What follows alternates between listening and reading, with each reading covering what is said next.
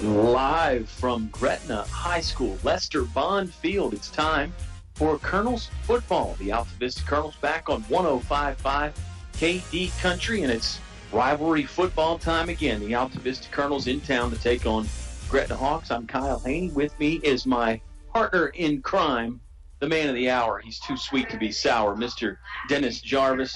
How are you this week, Dennis? Fantastic this week. I've been psyched to be a part of this historic rivalry here in Central Virginia. You know, this will be not the first time we get to call this game, but it'll be we'll see these gentlemen again in 2 weeks. And we came off 2 weeks of big rivals in Rutherford and William Campbell, and now Altavista is right in it again with this historic 5-time state champion Gretna Hawks. Yeah, everybody seems to be a rivalry game lately for the Altavista Colonels. Last week, the Colonels did fall to one of those rivals, the William Campbell Generals, 41-13. Dennis and I will recap that ball game, and I got a chance to ask Coach Sharnis a few questions about the game last week. He took a lot of the blame for last week's performance, said he didn't think he and his coaching staff really did their best job getting the guys fired up. Dennis, we'll see if maybe we see some extra enthusiasm out of the Colonels here tonight. It's homecoming for the Hawks, so maybe that plays into the energy level for both ball clubs. Maybe you always want to come in and spoil the other team's homecoming, right? You're true. You know, we were talking in pregame. I said, you know, the heat wave's gone. It's a good, moderate, mild temperature tonight, but you will not tell that from our fans from Altavista, the fans here at Gretna. It's one of those heated rivalries. It's just like the frying pan's coming out of the oven and going on the front stove. I make some cornbread after a while. So it is a big game tonight. And, you know, we're 1-4, and Altavista is 1-4, and Hawks are 5-0 on the season. They've been on the road a lot, too. So yeah. I wonder if that makes them road weary and home happy. Yeah, I would think that they'd be happy to play in front of this home crowd, and it is a big crowd. They're already here. They're already into the homecoming festivities. We'll tell you about that and more when we come back. Let's chat with the head coach, Mike Sharnis, from the Altavista Colonels right after this timeout. It's Altavista. It's Gretna. It's rivalry football time. There'll be kickoff in about 25 minutes. You'll hear it live on 105.5 KD Country. PCM Industrial of Altavista offers mobile welding and repair services, fully equipped service trucks, certified craftsmen, and quick response to satisfy your needs. Contact PCM Industrial at powerconstruction.com. PCM Industrial is a fully insured Class A licensed contractor, OSHA and MSHA compliant. PCM Industrial Services of Altavista wishes Coach Sharnis and the Altavista Colonels football team good luck in another winning season. Go Colonels! Your home is your biggest investment. It must be handled properly. Let the professionals at D.L. Bryant Heating and Cooling handle your home issues. Donnie and his trained professional staff are ready at 434-841-1580. They can make sure your home or business HVAC system is ready. Ready for the rest of the summer and ready for the upcoming fall and winter. Call D.L. Bryant Heating and Cooling at 434-841-1580. That's 841-1580. D.L. Bryant is ready to protect your investment. What do basketball, choir, drama club, and marching band all have in common? They're all high school activities that offer learning opportunities not necessarily found in the classroom. They take up just a fraction of a typical Virginia high school's budget, and they go a long way to giving young people the tools they need to thrive. High school activities, they're more than extracurricular. They're extra important, too. Brought to you by English Construction Company with offices in Lynchburg. Your home for Colonel sports coverage. 105.5 KD Country. We're down here at Gretna High School. The Altavista Colonels in town to take on the Hawks. Another rivalry game for Altavista and one for Gretna as well. We're talking with the head coach of the Altavista Colonels, Mike Sharnis. And Coach Sharnis, let's revisit last week just for a moment here. The loss to William Campbell, another team that's undefeated. I guess we can say that about everybody on your schedule up to this point so far. The Generals got you with those two early touchdowns there, the onside kick sandwiched in between. How tough was it to come back from that early start? I mean, after that, you guys played pretty well, but spotting a team 14 points like that, it's pretty much impossible. Well, I don't know. I'm not sure how well we played, Kyle. We didn't coach very well. I didn't think overall. I didn't think our kids played with much energy, and I think a lot of it has to do with the beginning of the game. They put two big scores on, and we just looked like we were lifeless there. We we didn't give as much effort as I would like to, but I'll take number one, take blame for that loss and any other loss, because that's my job to get the team ready, and regardless of how much better we are or they are than us, we need to play a little bit better. We didn't line up real well on defense. That's the first cardinal rule of defense, is you got to line up properly. We're not doing that. And offensively, we didn't block the correct people. So we've continued to have a lot of work to do, and continue to work and practice. Well, how much of that work did get done this week in practice? Were you happy with the way you came out Monday through Thursday and got after it? Yeah, I like the kids' attitudes. I'll tell you that. We're one and whatever. We won one ball game, lost the rest of them so far, and the kids are coming to practice, and we're working hard. That's all the coaches can ask. So we're pleased with that aspect.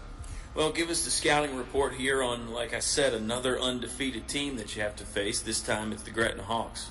Yeah, they got their team back from last year. They were young, a young team, and they're all back, and they look polished. They really do. Yeah, they're playing good football, I think. Just watching them on film, they look well polished on offense, meaning they're executing real well, and they're real quick on defense. They're running a 3-4 scheme, and they're real quick, and there's a reason for them being undefeated, because they're playing pretty good football. You faced a lot of really talented backs. Josh Rosser was a quarterback. All the guys from Russburg, all the guys from Stanton River. Is this Gretna team have anybody like that, or is it more of a team-oriented type of offensive Well, the attack? quarterback, the Navy kid, and the Miller kid, the tailback, they hurt us last year. They put 3 or 4 touchdowns on the board last year against us, and they're very good, solid runners. Yeah, so it continues on. It looks like, yeah. Well, final question for you here, Coach Jarvis. It's the first of 2 that you're going to play them this year. As a coach, is that any factor for you at all, or not in the first game anyway, right? Yeah, I just, do we like to play each other twice? I don't think anyone likes to do that on the schedule. That was just done out of necessity because both teams didn't have a 10th game, and we had this particular date open to play each other a second time. So, it is what it is. It's just, it was out of necessity, and you have to do with what you got. Good stuff, Coach. Best of luck tonight. It's the Hawks, it's the Colonels, round 1 in 2017, up in about 20 minutes on 105.5 KD Country. Whatever your truck, car, SUV needs are, Highview Motors GMC has it all, from small to tall. New to pre-owned, offering more than just GMC sales. Highview Motors GMC provides 24-hour towing, full-service body shop, state inspection, transmissions, everything in between. Highview Motors GMC, providing top-quality service since 1961. Highview Motors GMC. The game is brought to you by these members of the KD Country Sports Club. Radio Shack and Crystal Bay Pools, serving your area since 1989 for swimming pool installations, chemicals, liners, and more. El Cerrito. Throw on a sombrero. Shake your maracas. It's El Cerrito time. Authentic Mexican cuisine only El Cerrito can serve up. One Stop Mart, Main Street, Altavista, where the gas is cheap, beverages are cold, and the chicken is kicking. McDonald's of Altavista, proud supporter of the Altavista Colonels. Stop by or drive through before or after the game. The Dairy Freeze with hot dogs, burgers, fries, and of course ice cream. They're doing it right at the Freeze on Main Street, Altavista. Old Dominion Insurance. See Kim and Gil, your Erie insurance agents on Main Street, Gretna, next to Tyler Flower Shop. Thanks for sponsoring tonight's broadcast on 105.5 KD Country. Your station for high school sports play-by-play is 105.5 KD Country. We return to Gretna High School. It's high school football on 105.5 KD Country. The homecoming king and queen have been crowned here at Gretna, but let's talk some football, and then maybe we'll discuss the homecoming festivities there, Mr. Jarvis. Again, it was a loss last week for the Altavista Colonels, 41-13.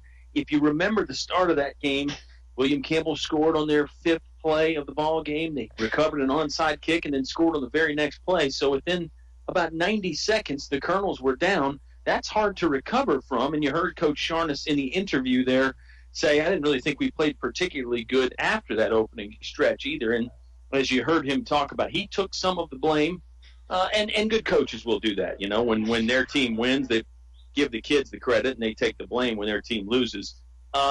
Your impressions from last week's ball game against a very good William Campbell team, a William Campbell team that's still undefeated too. Undefeated, and I don't know many other opponents on their team that will put a blemish in that mark. Jacob Rosser. We have seen some big talent in some other teams that Altavista has played, but that young man last week and his offensive line, just what labor horses, because there were I'm looking over stats, 277 yards. I think that was the backbreaker, not only in the way that we scored and they scored, William Campbell scored. It was just run after run. That read pass option offense last week was hard to get personnel in and off for the Colonels defense. It was hard for them to get set. You'd put 5 or 6 in the box trying to stop the run. He'd throw over top. Jacob Rosser would. Then, they're 2-3 deep at each position. I compared it to what the Colonels have just went through is running a gauntlet. It's like running a NFC East Division or SEC West, because every team that we played last 4 weeks have been stellar. Yeah, it doesn't get any easier tonight either against the Gretna Hawks. It's really crazy when you think about it. Every team that Altavista's played this year has been undefeated at the time the Colonels have played them. Now, game 1 against Central Lunenburg, of course, it's game 1. Everybody's undefeated.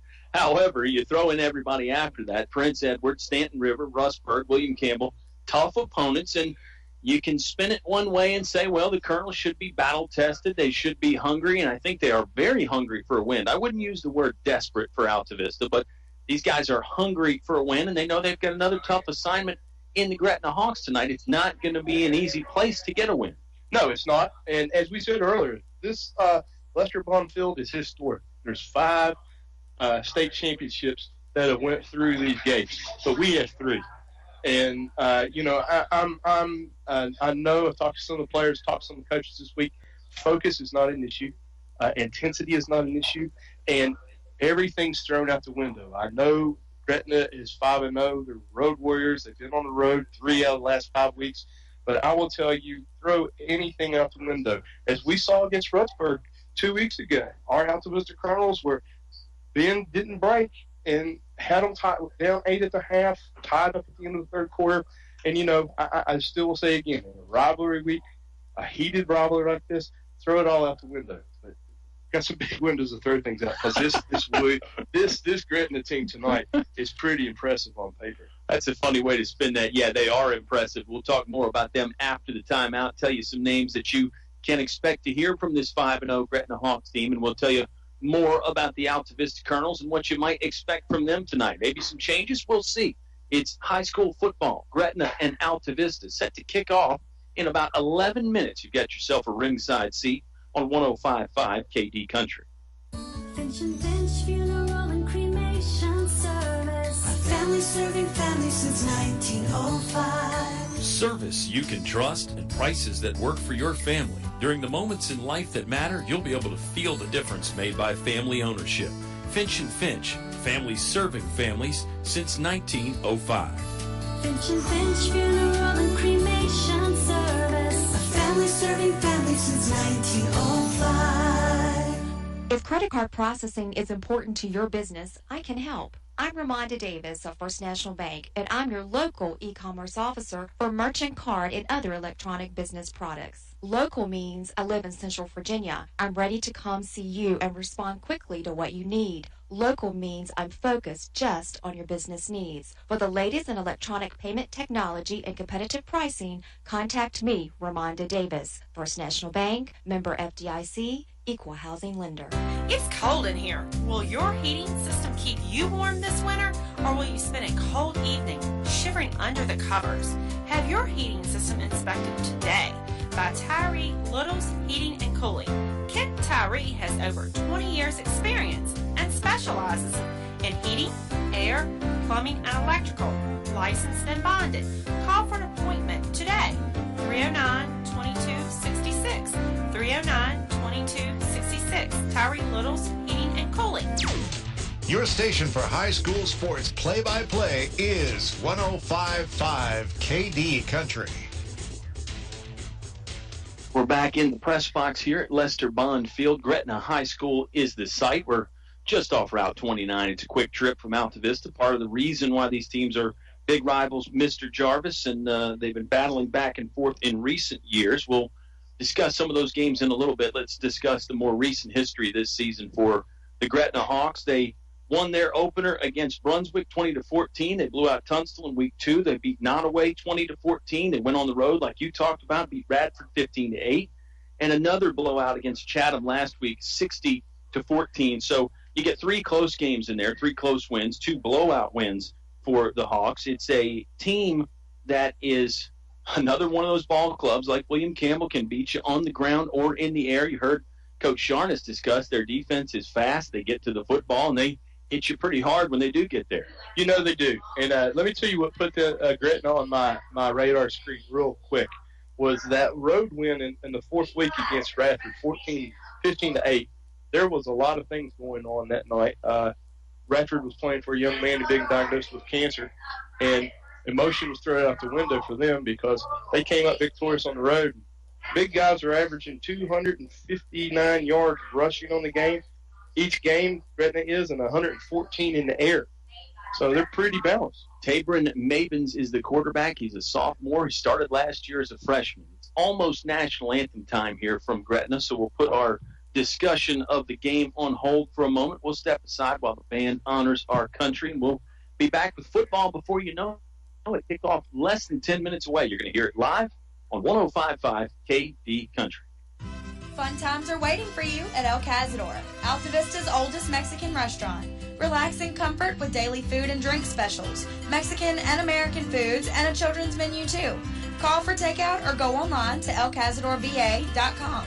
El Cazador is a proud supporter of community activities like high school sports and the Y. El Cazador is open 11 a.m. to 10 p.m. 7 days a week. Stop by before or after the game.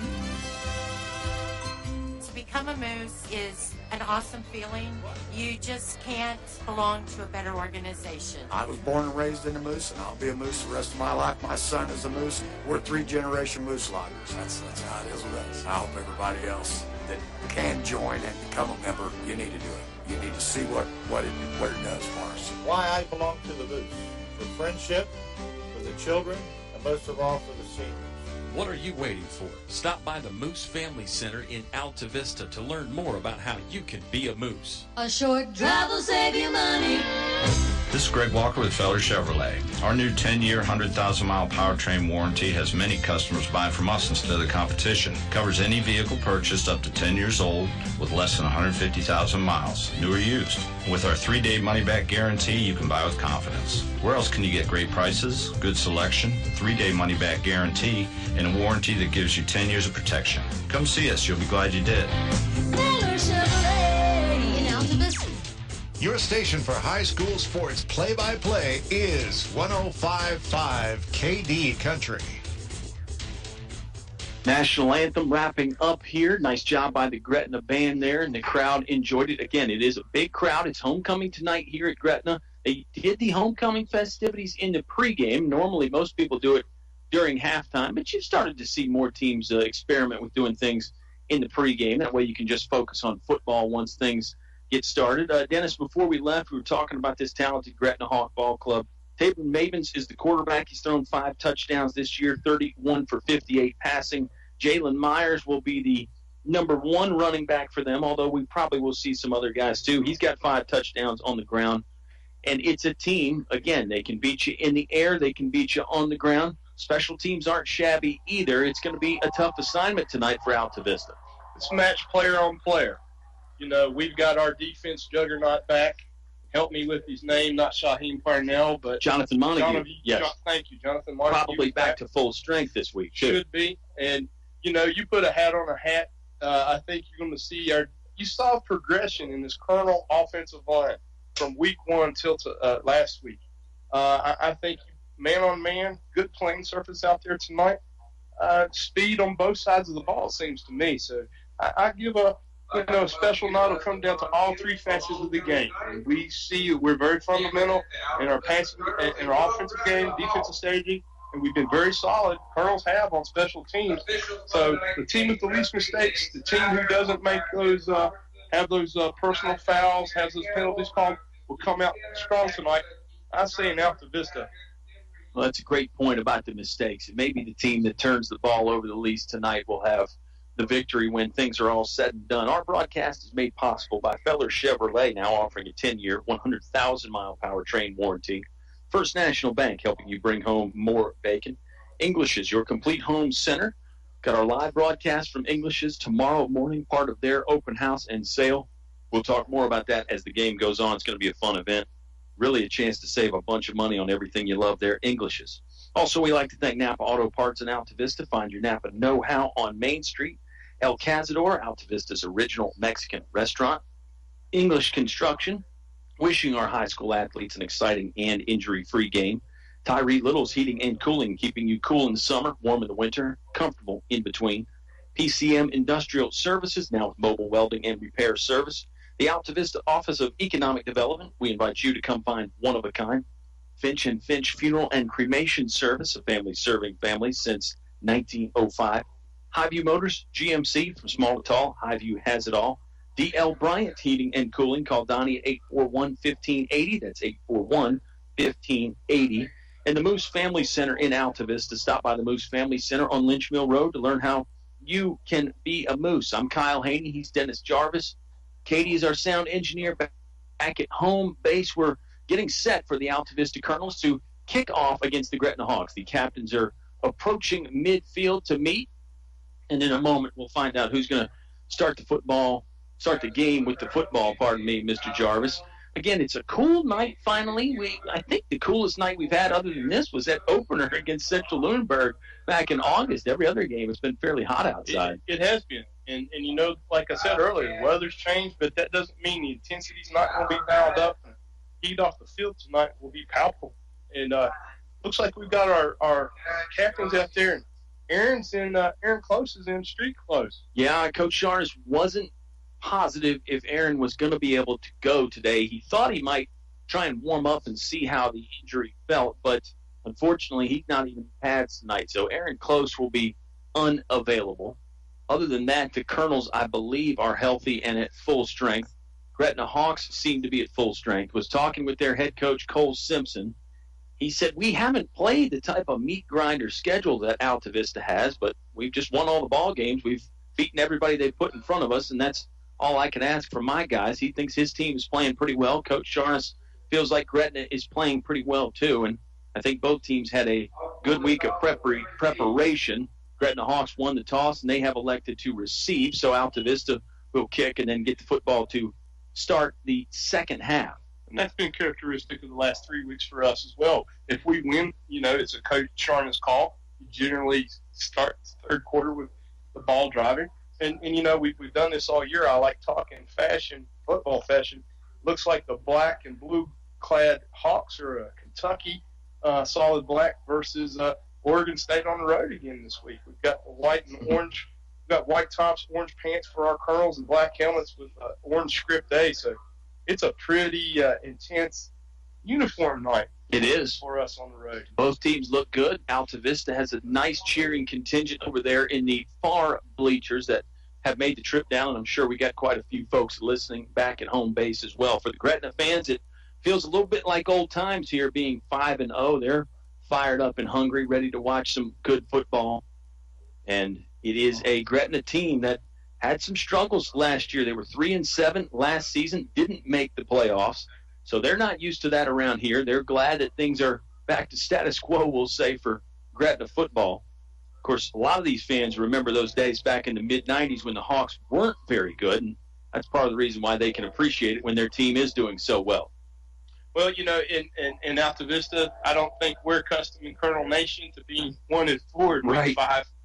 But I'm real pleased where we're at. I'm pleased with the momentum. I'm pleased with the intensity of our team. And once again, I'll say Altavista is ready to play. I know these Gretna Hawks are too. And I'm proud to be a part of a storied rival for the first time. standing with you tonight. It is a very good rivalry. Last season it was a blowout, 70-27. The Altavista Colonels scored 70. It was the first time they'd broken the 70 mark in a long time, if I recall. Year before that, in 2015, it was a Gretna upset win, 26-18. 2014, Altavista won in a 38-0 game. Go back to 2013, it was Gretna by 1 point. That was the game where Altavista had a chance to win it on a late field goal. And back in 2012, the Colonels won for the first time since the 90s, 35-14. So it's been back and forth. Teams have traded victories every year dating back to 2011, Dennis. If you go by that trend, it should be Gretna this season. But you don't play the game on paper and based on trends. You got to see what happens out there on the gridiron. We'll find out in just a moment. True that. Hat on a hat, helmet on a helmet, lace your shoes up, hit hard, play fast, play solid football. Man, you sound like you've sat through a pep talk in a locker room somewhere before. The Altavista Colonels have Shaheed Pinnell on to do the kicking honors. You heard Dennis mention they're in their road white jerseys with orange pants, black helmets. The Hawks are in the home black jerseys with the blue helmet. Here's return man skating down the left seam. He's going to get brought down by the kicker, Shaheed Pinnell, beyond the 50-yard line. He lands on the 48-yard line of Altavista Colonels. That was number 9, DeJuan Hicks there on the return. He was not the deep man. He fielded the ball on about the 20-yard line and found a nice seam to run through. Gretna will start in plus field position here to get this football game going on a final Friday in September. Good assignment football there from the Gretna Hawks. Dejon followed his blocker and picked up really good field position here to 50.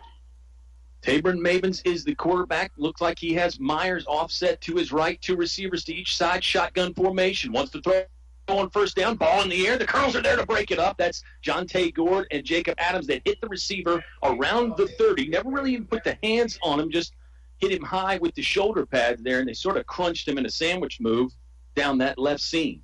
They just threw the Gretna quarterback just threw in a double coverage, and our boys were ready. They were right on the ball. Went a little high, but we'll see what's going to happen here in the next play. 2 receivers to the right, 1 left, 2 backs in the backfield with Mabens. They give it to Myers. He's taking defenders with him as he crosses the 40-yard line. Falls forward to the 38 on the left hash mark. He's close to the first down marker. It looks like he's a half a yard short there on the second down running play. It'll bring up 3rd and short. 11:30 left to play in our English's, your complete home center, first quarter. It's Myers offset to Mabens right again, left hash mark, 39-yard line. Handoff play, it's enough for the first down. He'll finally get drugged down after a pickup of 3. That was Jalen Myers again, and we'll move the chains. Fresh set of downs for the Gretna Hawks. They're on the move in their first possession of the ball game. Got a player personnel coming in for the Colonels. Number 64, DeAndre Jones, is coming out, and I couldn't see who replaced him. Let's see if we can identify that member of the defensive line. The Colonels like to sub on that defensive line quite a bit, use some different combinations, try and keep fresh bodies out there. 1st and 10 from the left hash mark. Movement early, and the flags come out. This is probably going to be against the Gretna Hawks offense. It is. They'll back them up 5 yards, make it a 1st and 15 situation. 11:03. Still 0-0 the score here from Gretna High School. I'm Kyle. He's Dennis. Right away, Mr. Jarvis, you see that Myers is a very capable running back and a solid offensive line to move behind. You do, and that was just, I think, an in there mistake, not knowing the snap count from number 65, I think, for Gretna went a little early. But they keep looking to the sideline. This is just like we saw last week in William Campbell. Get a call from the sideline and get the ball in play. Running play again. Myers starts off left tackle, and he turns it down the left sideline. Had some room to run through. Good blocking on the exterior of the play. He's finally slugged down by Jacob Adams, and then also number 10, Christian Gilbert on the tackle. It's another sizable gain. Call this one another 9-yard pickup. It'll bring up 2nd and 1. Pardon me, it was a 14-yard gain because it was 1st and 15. That's a name we called a lot last week, and Mr. Gilbert. We've seen a lot of growth of Grayson on both the offense and the defensive side as the season progresses. 2 wide receivers right, 1 left. Colonels stack the box, trying to stop the run. Gretna's going to run it anyway. Myers is inside the 20-yard line, brought down around the 19. That's enough for another first down for the Gretna Hawks. Again, they do not huddle up. They just look to the sideline. Colonel shuffling in new personnel again. Here comes Keyshawn Moon back in the game, I believe, on that defensive line. 10:03 left to play in the first quarter. 0-0 the score.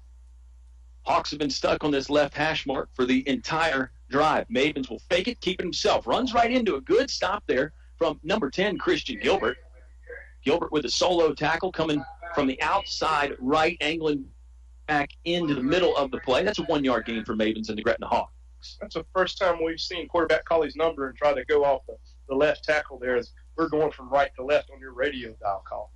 Blocking back in the backfield again. Gretna will throw. Mavens, good pocket. Now he's flushed out of it, running right, headed towards the far sideline. Escapes one tackle. He'll pull it down and run. Just runs out of bounds under his own momentum. Ooh, he slept on the track over there as he was out of bounds, and he got past the grass area. He pops up. He's okay. It's a nice running play. Good job by Mavens to find some areas to move over there. He wanted to throw, but just couldn't find anybody open. Good coverage from the Colonels, but it's a first down running play, and it'll bring up a 1st and goal from about the 10-yard line, Dennis. Good point. Excellent coverage. Passing routes broke down, and that excellent Gretna quarterback tucked the ball, showed his way. He's one of the leading rushers on the team. He picked up that first down. Yeah, Mavens is very composed, very heady, and he's just a sophomore.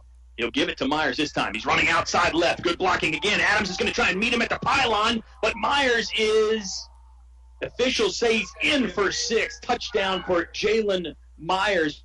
Jacob Adams nearly kept him out of the end zone here on this near corner sideline, but was just a step too late. It's 6-0 Gretna Hawks. Jalen Myers with the rushing touchdown to cap off a 48-yard scoring drive. I think that's his, sixth, Mr. Myers' sixth touchdown on the season.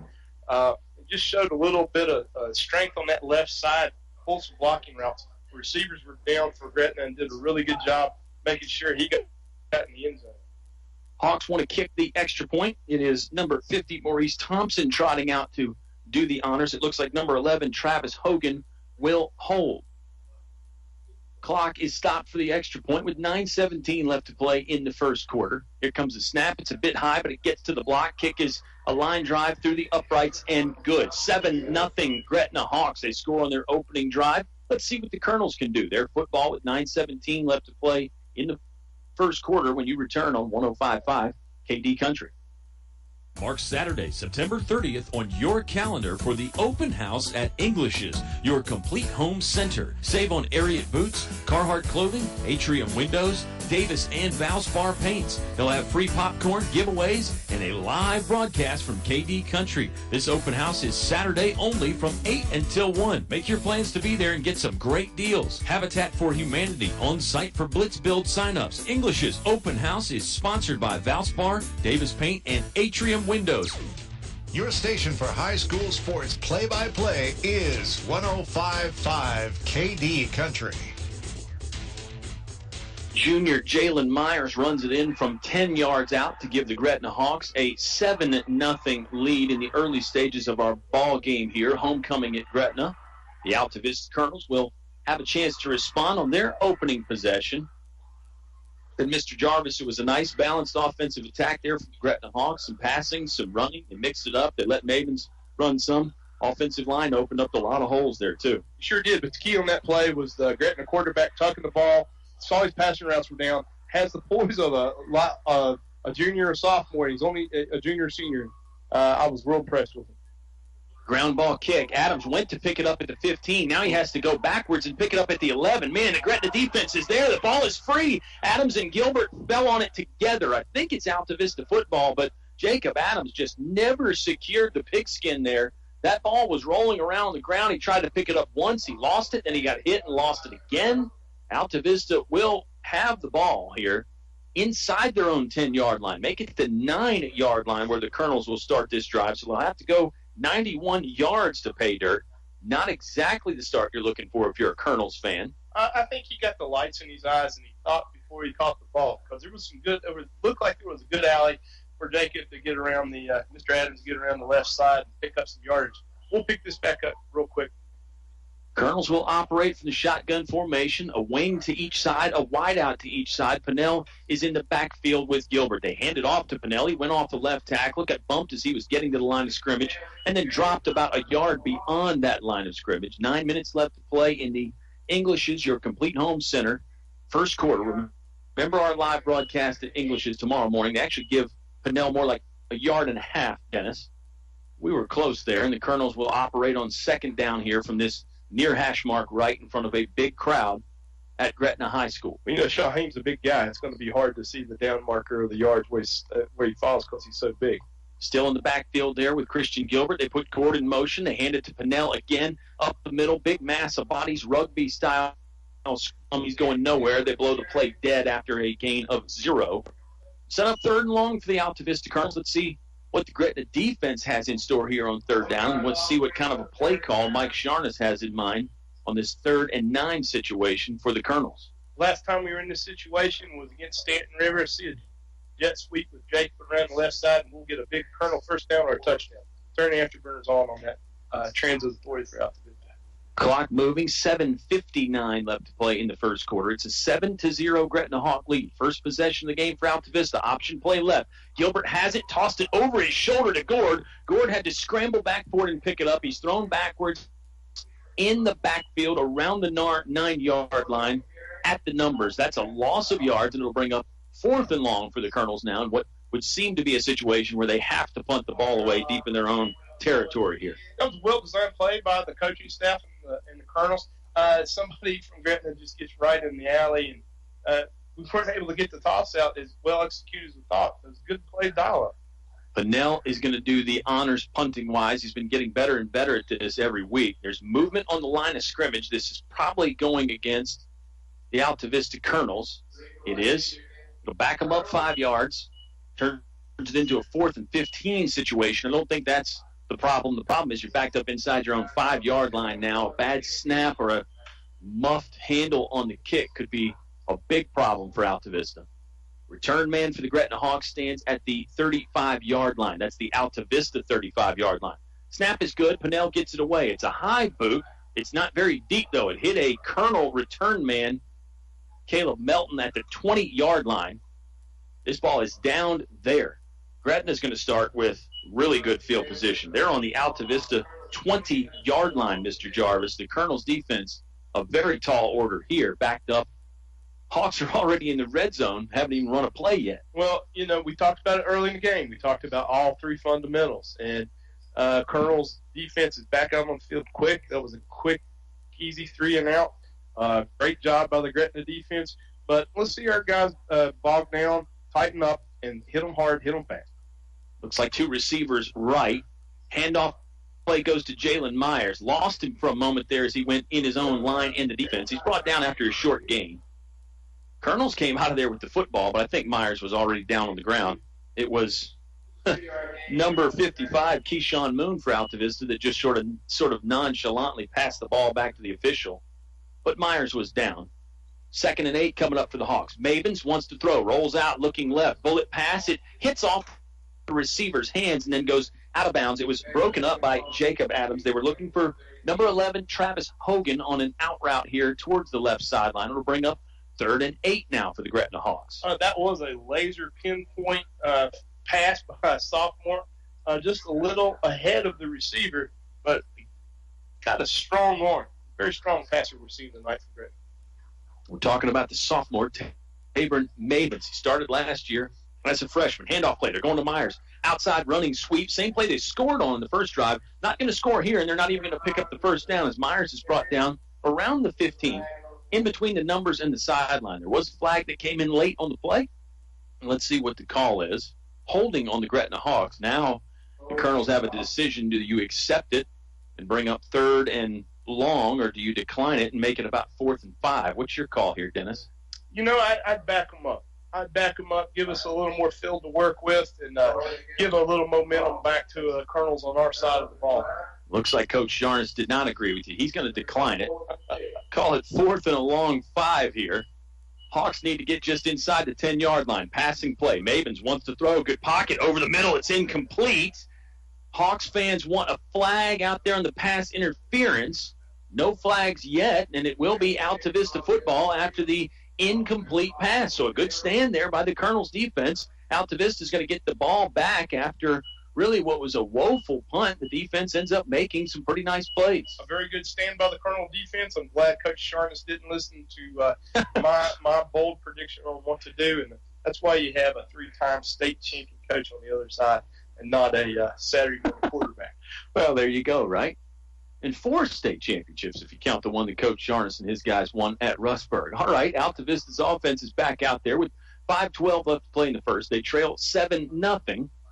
Colonel's putting multiple men in motion. That's definitely a penalty. Flags come out.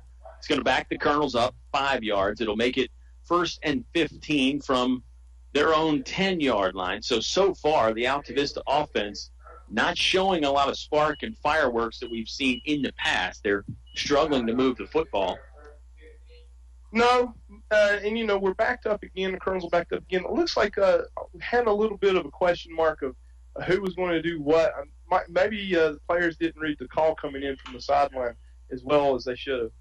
Yeah, somebody's miscommunicated something, or the team not organized there when you have multiple men in motion. Colonels will try it again. There's a back to Gilbert's right. They'll put a man in motion. That's Adams. They fake it to Adams. They give it to Jonathan Montague. Instead, he goes down, and a flag follows him down. See if this is maybe something with a face mask or a horse collar, because it came out really right in the area that Montague landed. That makes me believe that, but we'll see. There's 5:50 left to play in the first quarter. It's a 7-0 Gretna Hawk lead. It is a face mask on Gretna. See how much yardage the Colonels gained because of it. It's going to be an automatic first down. The chains will move. It was a 15-yard penalty. Now the ball is resting on the 28-yard line. So the Colonels have picked up 15 yards because of a face mask penalty. Clock moving again with 5:40 left to play in the first quarter. They put Adams in motion again. They give it to Jonathan Montague. Running play off left tackle. Blocking wasn't there. Not much of a hole to run through. Montague is able to push his way forward for a yard. Kyle, it looks like we might have good momentum for Altavista. We had a good defensive stand, a good call that went our way on a face mask penalty, pick up a first down. We just got to get a little momentum, keep the ball moving forward. 2nd and 8, 5:15 left to play in the first quarter. 7-0, the Gretna lead. They're in the home black jerseys. They hand it to Jacob Adams on the jet sweep play, and he's not going anywhere. They've got him bottled up in the backfield really before he can get started. See how much they credit him a loss of. This will back the football up. 3rd and 12 now for the Altavista Colonels. More like 3rd and 13. It's a 5-yard loss for the Colonels offense. Faced with another 3rd down situation here, Dennis. They went with that option play last time. We had Jaden Martin and Gretna Gretna linebacker get a little chippy there after the call. You can tell this rivalry is really heating up tonight.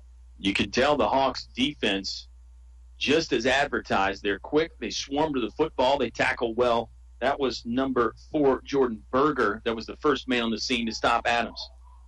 Gilbert lost the football faking the handoff. He got it back, but it's another loss of yards as Gilbert just sort of tries to spin forward out of the tackle. Be a loss of 1. Brings up another 4th down for the Altavista Colonels, another punting situation. Hicks will go back deep to return it for the Gretna Hawks. Let's see if Altavista can get it deep on the punt. Pinnell's heels will be on the 17-yard line. Clock moving with 3:50 left to play in the English's first quarter. It's a 7-0 Gretna lead. Snap is back. Pinnell gets a nice kickoff. This one longer. It lands on the 50-yard line. It takes a small Colonel bounce before it rolls backwards. It's stopped with the left hand of Jacob Adams. And the Hawks will start on their own 49-yard line. Believe it or not, this is the worst starting field position of the night for the Gretna Hawks. They sport the 7-0 lead over the Altavista Colonels. Kyle, this is a tough Gretna defense. I was trying to look up the tackles that they've been averaging. They put a lot of pressure on their teams they've been playing with a lot of sacks. They showed us there why they're 5-0. Get in the backfield a lot. They are hard to block. Hawks have Hogan in the slot left and Hicks as a wideout. They'll put a man in motion and give it to him on the wide receiver sweep. Here comes Jonte Gord on the tackle. He got helped out there by Jacob Adams, and also it was number 28, Jaquelin Jones, helping out on the stop. That was number 12, Jalen Myers, that they put in motion. He was out there as a wide receiver and took the sweep. It's a 2-yard gain. It makes it 2nd and 8, left hash mark. Hawks are now in Altavista territory again, where they've been really all night. That was a wonderful stop by Jaquelin coming in and assisting on that tackle. That's quite impressive. Myers is set up to the left of Tabor and Mavens. Ball is near left hash mark for the Gretna Hawks, moving right to left from our perspective. Now Myers switches over to the right side of the quarterback. Passing play here on second down. Looking deep down the near sideline. Pinella's in coverage. The ball was overthrown, and it is incomplete. It was a very nice running catch on the sideline here by Hicks, but he was out of bounds when he caught it. It'll bring up 3rd and 8. You see the arm of Mavens showcased there. Just threw it high, lofted it up into the late September evening, and a nice catch, but it was just not enough room on the near sideline. Let's give credit to Shaheen, who was pace by pace with the Gretna receiver. It wouldn't, if it hadn't been thrown out of bounds, he was stride for stride. It would have been interesting to see if he can break that up. Yeah, he forced the 6'3" junior out of bounds. Mavens wants to throw, rolling out right. Got a man open on the far sideline. Slid down there. No tackle by the Altavista Colonels, but the receiver dropped to the knee. I think that was Travis Hoehne, number 11. Gretna. I believe you are correct. Hogan with a nice route. He was open. Just kept going a little too fast and lost the footing over there. It is a first down for the Hawks, 1st and 10 from the 34-yard line. On the move again here in their 3rd possession of the game. They hand it to Myers. He's got a defender on his back as he's charging through the middle. Brought down after a short gain there. Good job by the Altavista defensive line to grab a hold of him and not let go. Myers dragged Tyler Gord with him for a while. You know, on that last play, Travis Hoehne, that's one of the favorite receivers for this Gretna aerial assault they have. Hogan is a sure-handed guy. They like to put him in the slot, kind of that Wes Welker type of mode there. Oh, here's a nice play by Jacob Adams to get in the backfield and make a tackle for a loss. Pardon me, it's Jonathan Montague with the big hit. That's a 5-yard loss. Johnny Montague, Johnny on the spot there. He missed a couple games and a nice tackle to bring up 3rd and 14 for the Gretna Hawks. Big-time stop there from the senior, Jonathan Montague. Heart and soul of this team on defense, heart and soul as a leader in the student body out here. And you were right, Johnny on the spot. He's back where we saw him just like he was 2 weeks ago. Blitz from that linebacker spot. Let's see what Johnny does this time, if he goes in coverage or blitzes.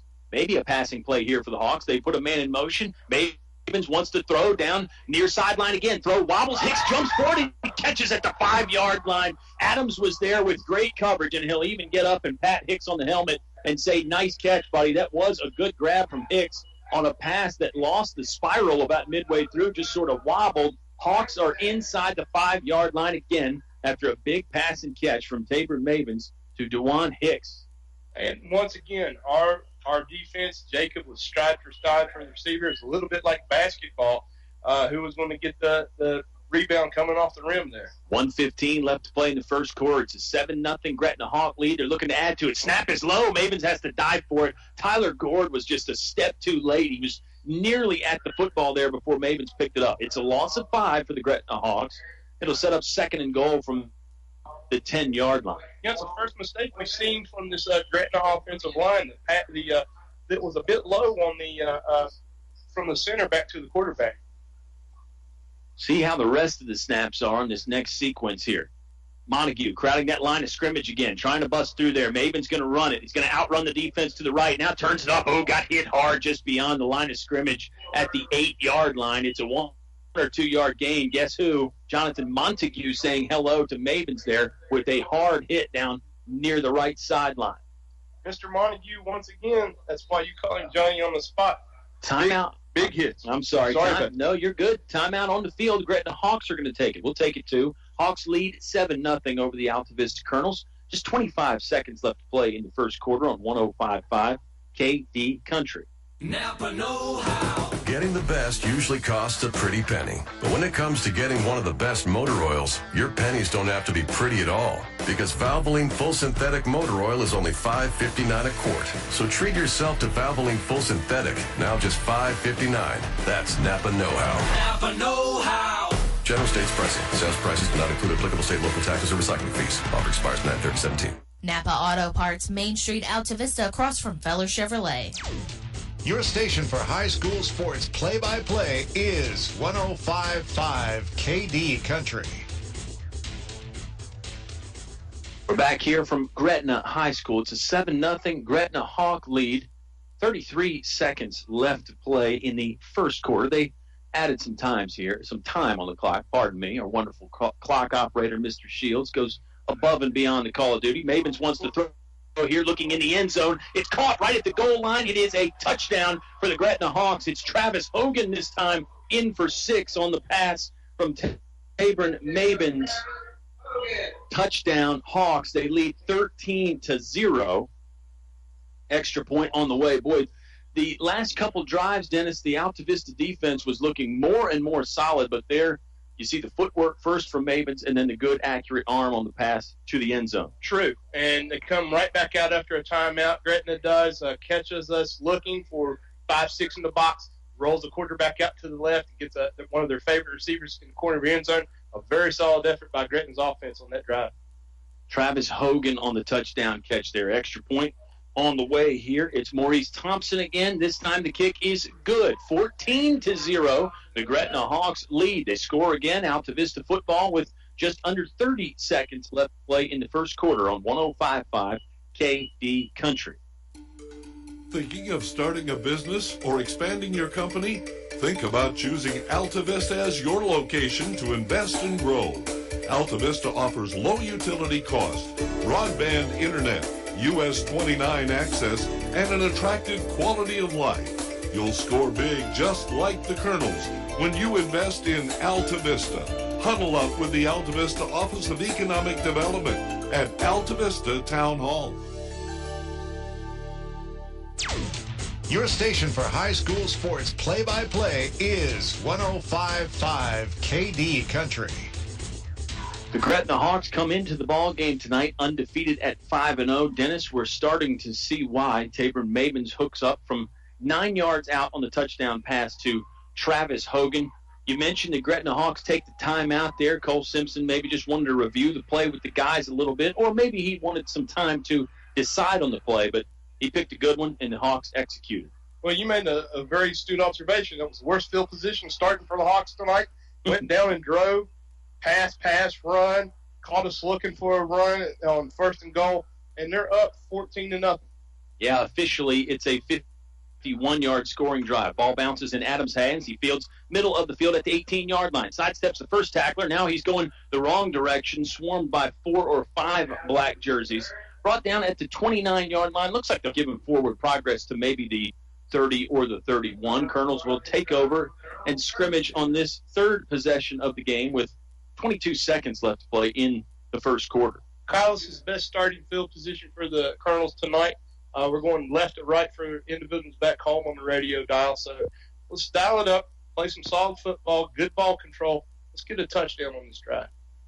Certainly some first downs would be good for the Colonels' confidence in their psyche here. They look to the far left sideline to get the play signaled in. The quarterback is Chris Gilbert, number 10. He's got Shaheem Pennell to his right, a wing back to each side. Gilbert wants to throw, connects with Jacob Adams. He is hit exactly as he's catching the football and brought down at the 30-yard line. It may have been a loss of 1 or 2. That looked like number 19, Sea Life Pennell, another junior there. Pennell hit Adams really in legs as Adams was catching the ball. We're down to 1 second left, and the Colonels are not going to run another play here.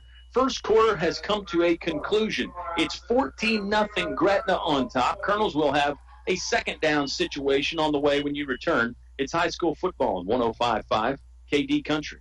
PCM Industrial of Altavista offers mobile welding and repair services, fully equipped service trucks, certified craftsmen, and quick response to satisfy your needs. Contact PCM Industrial at powerconstruction.com. PCM Industrial is a fully insured Class A licensed contractor, OSHA and MSHA compliant. PCM Industrial Services of Altavista wishes Coach Sharness and the Altavista Colonels football team good luck in another winning season.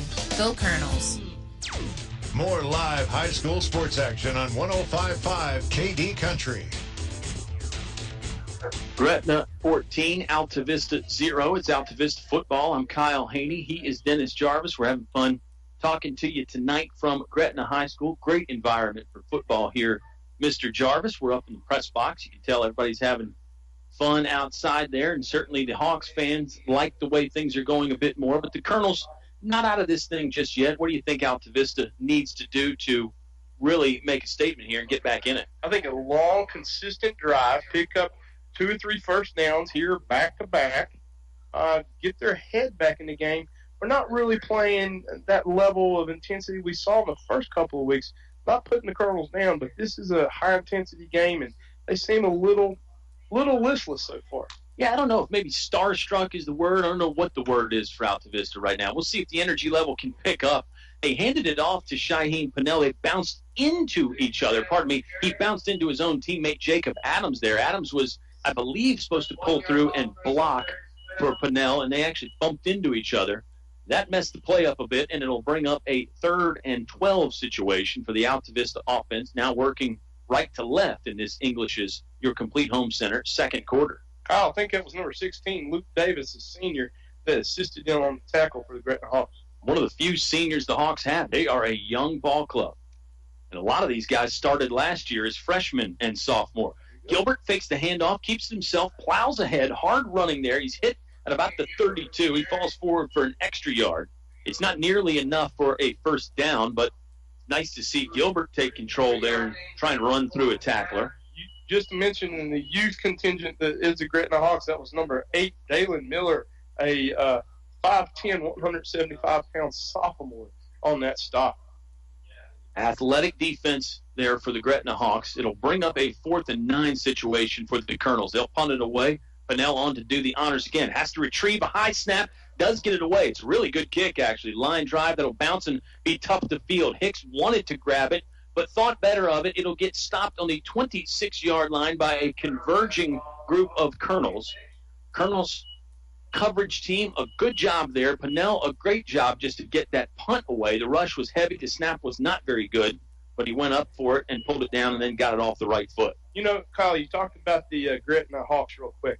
Only 6 seniors, 11 juniors, and 15 sophomores. This is a kind of a boys to men type of scenario, one of those old boys bands we've talked about in the past. Great band. Very young. Team's very young, but playing well above their age. Here's one of those sophomores right here. Mavens hands off to a junior, Jalen Myers. Colonels get to him there at around the line of scrimmage, pardon me. That was Christian Gilbert, Jonathan Montague, and then also number 55, Keyshawn Moon. We've called Moon's number a few times for the Colonels, Dennis. He's putting together a pretty good game. It's still a pickup of 2.5 or 3 yards for the Hawks on first down. You know, for a youth-oriented team at Altavista, we are calling a lot of names the last 3 weeks that we wouldn't call in week 1 and week 2. Quite impressed with the growth of our Colonels on both sides of the ball so far this year. 4th possession for the Gretna Hawks. They put Hicks in motion. They fake it to him. Maven's going to keep it himself. He's got room to run down this right seam. Now he angles out to the sideline. He's across the 50. Now the 40. Going to get hit by Jonte Gord at around the 23-yard line. He pushed Mavens out. Good job by Gord to recover. Probably prevented a touchdown, but it's a big gainer on second down for the Gretna Hawks. Their quarterback, Tabor Mavens, off to the races. Off to the races, but thank heavens for Jonte Gord. Knocked him out, got him, but it's really a shoestring tackle right here to our right-hand side. And we've got a view of us. We're going to have to look over the press box here to see how our Colonel defense will stop it this time. Hawks are going left to right. Here's the handoff. This looks like Hicks on the carry this time. It might have been. Oh, let's find out who gets off that pile there, Mr. Briggs, the ball carrier. You're name calling everybody Mr. Briggs. That was Dalen Miller. Oh, sorry. I want to say. That's Mr. Okay. Jarvis. That's I'm sorry. Okay. Old habits die hard. Second and short coming up. Maven's going to keep it himself. Stutter steps, angles back in left to right towards the middle of the field. Meets resistance, brought down. It's a first down. Maven stopped at the 10-yard line. Looks like it's going to be another first and goal situation for the Gretna Hawks from the Altavista 10. You know, this young offensive line for Gretna, too, digs in these types of situations and picks up another first down for their team. Empty backfield again, it looks like the Hawks are going to employ. 2 receivers to each side, and then a blocking back is up behind the right guard, in between right guard and right tackle. Colonel's defense needs to buckle down here. Put a man in motion. Maven's going to keep it himself. Spin move to the line of scrimmage. Cuts back into the end zone for 6. Mavens has thrown a touchdown. He's now run a touchdown. This one from 10 yards out. The Hawks are up 20-0. Extra point on the way for Gretna. Solid run by that Gretna quarterback. Solid line play by the Gretna offensive line as well, Kyle. They empty out the backfield. They leave the blocking back in there to help lead Mabins through the hole. He made a nice little spin move there when he first felt some contact. That really freed him up, and he had some open space. It's number 50, Maurice Thompson again to kick. He's made the first two. Maybe the Colonels can block an extra point here and get some positive momentum going somehow. Here comes the snap. It's a little low, but it gets to the block. This time the kick is very high. Looked like he pulled it left. He did. He pulled it too much and missed it. Lead will stay 20-0 for the Gretna Hawks. Altavista football, 9:05 left to play in the half on 105.5 KD Country. Your home is your biggest investment. It must be handled properly. Let the professionals at D.L. Bryant Heating and Cooling handle your home issues. Donnie and his trained professional staff are ready at 434-841-1580. They can make sure your home or business HVAC system is ready. Ready for the rest of the summer and ready for the upcoming fall and winter. Call D.L. Bryant Heating and Cooling at 434-841-1580. That's 841-1580. D.L. Bryant is ready to protect your investment. More live high school sports action on 105.5 KD Country. Gretna Hawks lead the Altavista Colonels 20-0. Tabor Mabins with the 10-yard rushing touchdown to go along with a passing touchdown to Travis Hogan. Jalen Myers has the other touchdown for the Gretna Hawks.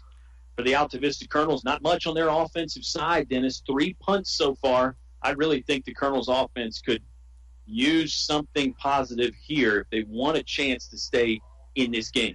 Put some 98 or 100 octane in the bus and let Shaheem run through this time. It's a low kick. Pinnell is going to field it. Bounced up high. Catches on about the 15-yard line. A step inside the left sideline. Angles back to the middle. Tripped up around the 19-yard line. Falls down past the 20. It was Jordan Berger, number 4 for the Gretna Hawks, that will get credit for the tackle. Got Pinnell around the ankles and the shoestrings and was able to drop it. Good point. That's what I was getting ready to say. They've been watching the game tape, Gretna has, because they knew the bus was coming through, the freight train, whatever we want to call Shaheem, and they tackled him low, wrapped him up. He almost broke that for an additional 5 or 10 yards. See some maybe get momentum, swing back. They missed that extra point, Gretna did. If we just move this ball, pick up some first downs, get some consistency on offense, score, Altavista's right back in the game. Officials spot the ball on the 33-yard line, near left hash mark. Colonels moving right to left in their road white jerseys with the orange pants. Trying to get their offensive formation set here. They've got Adams split out to the left. Jonte Gord is a wingback to the left. Looks like Adams in the backfield with Chris Gilbert, the quarterback. Whistles blow, and Altavista took too much time. A delay of game penalty. Another one of those penalties that's really sort of uncharacteristic for Altavista, but we saw it some last week, and we're seeing it some this week. It sets up 1st and 15 now for Altavista. You know, you called it last week. We're one of the few schools that has a play clock, and without that, I think it's hard for the team. We don't have one here at Gretna. I think it's hard for the team to kind of know how much time they got left to snap the ball. It's something you get used to for sure. Left hash mark, 1st down and 15 to go. Gilbert fakes the run, wants to pass. Good blocking. Now he's going to take off and run for it. He's across the 30, hit hard up high around the shoulder pads and the helmet. Dropped at the original line of scrimmage. So give Gilbert credit for a 5-yard rushing play. Second quarter is presented by English's, your complete home center. Come say hi to us tomorrow at the English's open house and sale. Brands you love will be on sale. Carhartt clothing, Ariat boots, Davis paint, and more. Dennis Jarvis, you already said you're going to be there. I'm going to be there, and big hit by Corbin Witcher, another sophomore for Gretna on that hard hit there. It seems like everybody is a sophomore or a junior. Option play. Gilbert shakes the first tackle, spins out of the next. He's across the 40, stiff arm at the 45, run out of bounds near the Gretna bench by number 8, Dalen Miller. But how about the hard running from Chris Gilbert? First, the strength to run out of one tackle, and then the dance move to spin away from 2 other tacklers. You know, we've been calling Dancing with the Stars all year thus far. That was a Tennessee Waltz sachet real quick. And big stiff arm on another sophomore for Gretna, and DeAndre Miller. So, positive. First down for the Altavista Colonels. Only need to pick up about 4 yards to be in Gretna territory. Here's the pass. It's high to Jacob Adams. He reaches up and catches on the other 48-yard line. The pass floated. That allowed the defense to converge, but give Adams a lot of credit for catching the ball and holding on. It only looks like a 5-yard gain, but it was hard fought, well earned. maybe a 6-yard gain now. 2nd and 4 for the Colonels. They're in Gretna territory for the first time on the Hawk 47-yard line. We talked real quickly. We talked about picking up some consistency, getting some first downs, start moving the ball, give the defense a time to rest. It looks like the Colonels are finding a good dance step here or there to keep the ball moving. Gilbert has the offense set and ready to go. Hawks not showing blitz, 2 deep safeties, cornerbacks giving about 7 yards. They hand it to Jonathan Montague, who's freshly entered into the game, and that's a 1 or 1.5 yard pickup. Clock moving, 7:20 left to play. The English is your complete home center. Second quarter, it's a 20-0 Gretna lead, but the Altavista Colonels putting together their best offensive drive of the night thus far. You know, it's one of the horses in the stable. We haven't got the call on offense for about 3 weeks. It's good to see number 3 back in our Colonel backfield this week, Kyle. Number 3 is the senior, Jonathan Montague. He'll stay in there. He's set up off the right hip and behind the quarterback, Gilbert. Gilbert calls for the snap on 3rd down. Hands to Montague. Montague hit as he's getting the handoff. Great penetration in the Altavista backfield. Looks like number 30 for Gretna in on the stop, Kyle. It's Bryant Davis. Davis really, nice job getting low, skirting through the Altavista O-line and slowing down Jonathan Montague so the teammates could get to him. 4th down for the Colonels. They look like they're going for it. Can't blame them, down 20-0, and they're on the Gretna side of the field. It's 4th and 4. Altavista needs to get to the Hawk 43-yard line. Kyle, we're sending wide receiver, one to the left, one to the right, and we got, looks like a timeout for Altavista. I'm going to talk what we're going to do here. They'll take a timeout. We'll take the timeout as well. 6:17 left to play in the half. Gretna on top 20-0. 4th down on the way for the Colonels on 105.5 KD Country. English Construction Company has been in the building business since 1909, so it's only natural that they appreciate the building process. They recognize the fact that organized sports programs build character as well as bodies and minds. They know that high school sports build our youth into more well-rounded and more productive adults. English Construction Company is proud to be a sponsor of high school sports and salute all athletes, coaches, and teachers. A word of praise and encouragement from English Construction Company with offices in Lynchburg. Back to the press box for high school sports on 105.5 KD Country. It'll be 4th and 4 for the Altavista Colonels. They're trailing 20-0 to the Gretna Hawks. And Dennis, at this point, Colonels really kind of have to roll the dice right now. We're still in the first half, but not going to get too many more chances like this. Good analogy, rolling the dice. You got a Tennessee riverboat gambler, and our coach Jarvis. We're going to see something pretty proactive here. Pinnell is set up a little bit deeper. That could be a tip for the punt. Yeah, they're going to snap it to Pinnell. He's going to punt it away. Hawks really prepared for it. They sent one of those safeties back very deep. It'll bounce on the far right sideline and then skirt out of bounds at the 11-yard line. So the Colonels making it appear that they were going to go for the 4th down. They snap it to Pinnell, who's set up deeper. He's the punt anyway. He gets off a very good punt. Might be a little bit frustrating for Colonel fans. They probably wanted to see Altavista go for it there, down 20-0. But Mike Sharness wants to give his defense room to operate, and we'll see if this move pays off for the Colonels. Good call. I think good call by the defense, good call by the coaching staff. We just need to walk solid and tackle low, tackle high, but wrap up and follow through. Turnover wouldn't be bad for Altavista's defense either. It's a running play. Myers is bottled up. Good job by the Colonel defense to throw him back with some force, too. That was Jonathan Montague that really ended up dumping Myers on the ground, but had a lot of help. Keyshawn Moon, also Chris Gilbert, also number 21, Tyler Gord, in on the stop. They give him progress for about a half a yard. Thank you for pointing out Mr. Moon. Once again, playing a little harder, a little faster tonight. It's the second time we've called these numbers. Yep, set up at the left defensive end spot. Rushing here on a passing play. Mavens throwing down near sideline. Leaping for the ball is Pinnell, and he's able to break it up. They were looking for number 15, Malik Farmer, here on this near right sideline. Pinnell matched him stride for stride. Farmer did the best that he could, and Pinnell was just a few inches higher to knock it away. Speed on speed, and speed won. A little quacker, a little quicker, a little more elusive. Shaheem's right on the spot as usual. Broke the pass up. Very impressive. 5:35 left to play in the half. Gretna leading 20-0. 3rd and a long 9 coming up for the Gretna Hawks. Wonder if they'll go to the air again.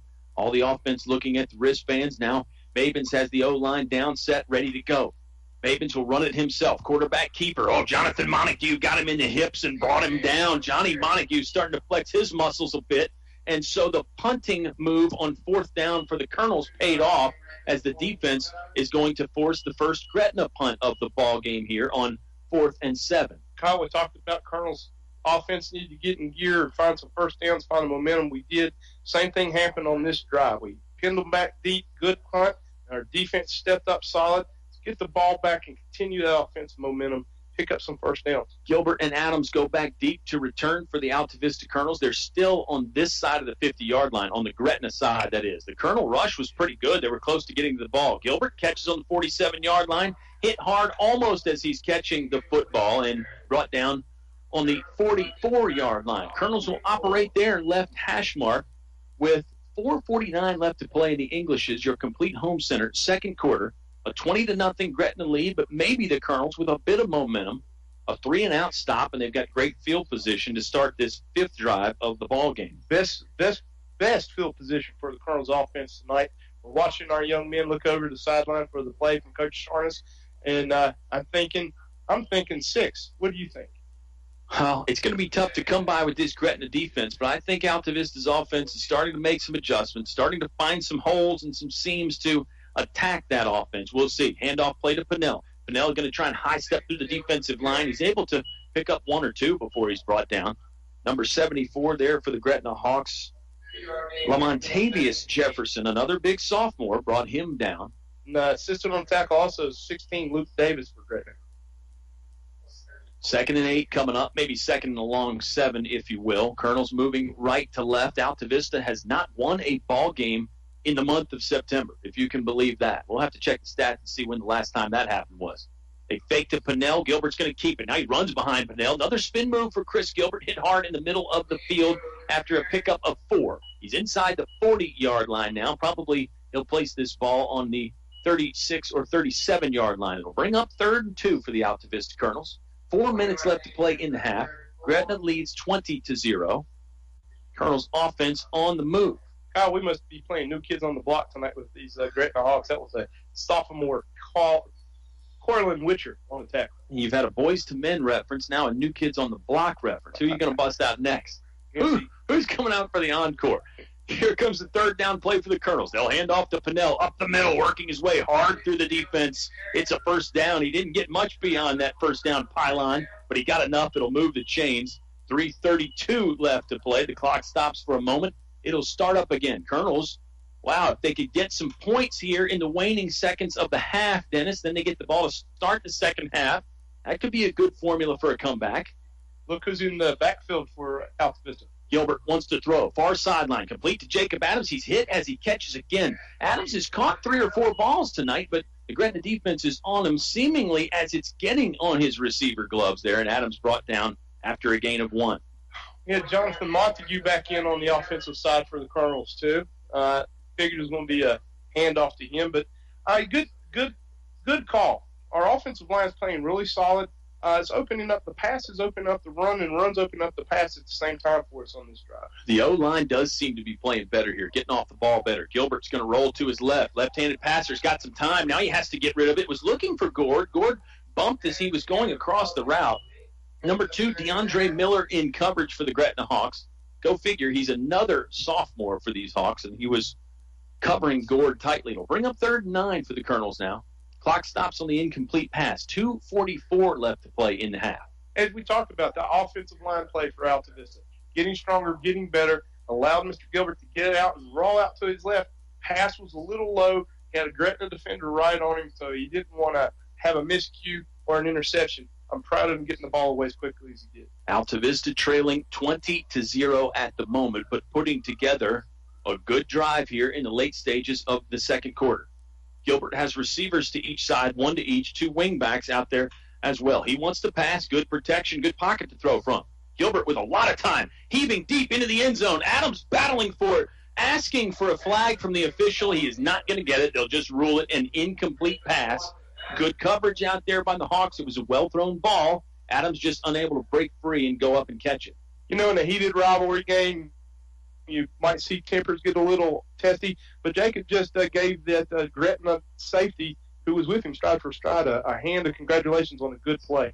I'm pleased with our Colonels for doing that. Sportsmanship has been really good all year. 4th and 9 coming up. Colonels are going to need to be really good on offense here to keep this drive going. 2:37 left to play in the half. It's a 20-0 Gretna Hawk lead. It's Hawks homecoming here. They're clad in the all-black home jerseys. Here comes the snap. Gilbert wants to throw again. Another good pocket. Steps up, looking over the middle. Pass is tipped, and it goes incomplete. And now a flag will come out. This time, Adams got hit, really dropped at the 25-yard line. I think it's going to be pass interference. I agree with you.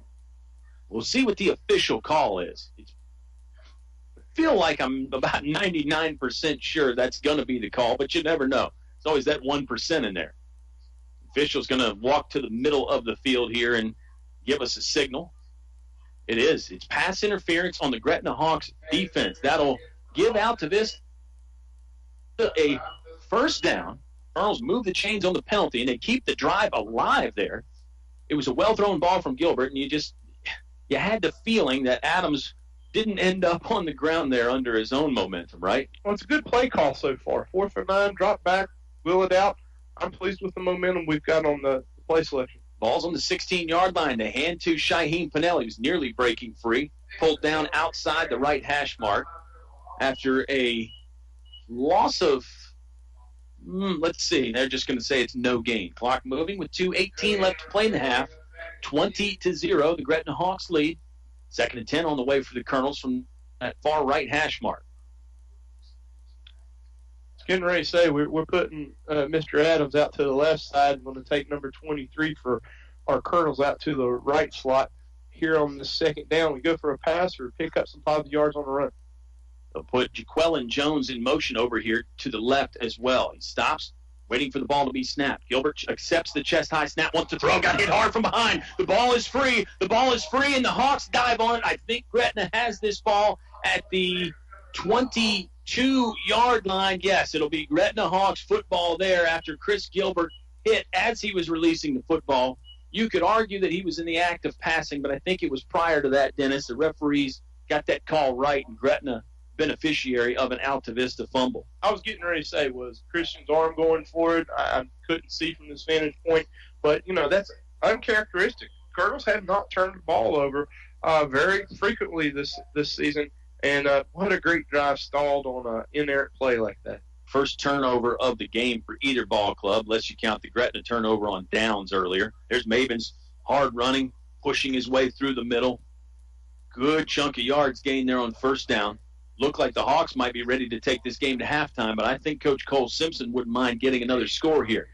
94 seconds left to play in the half. Hawks have one timeout at their disposal. Mavens is set, ready to go. Hurry-up mode now for the Gretna offense. They hand it off to Myers. Myers trying to work off the left tackle, meets some stiff resistance there from a bunch of Colonel defenders. That'll be little to no gain for the Hawks. Clock moving with 1:18 left to play in the half. It's a good call you had, Kyle.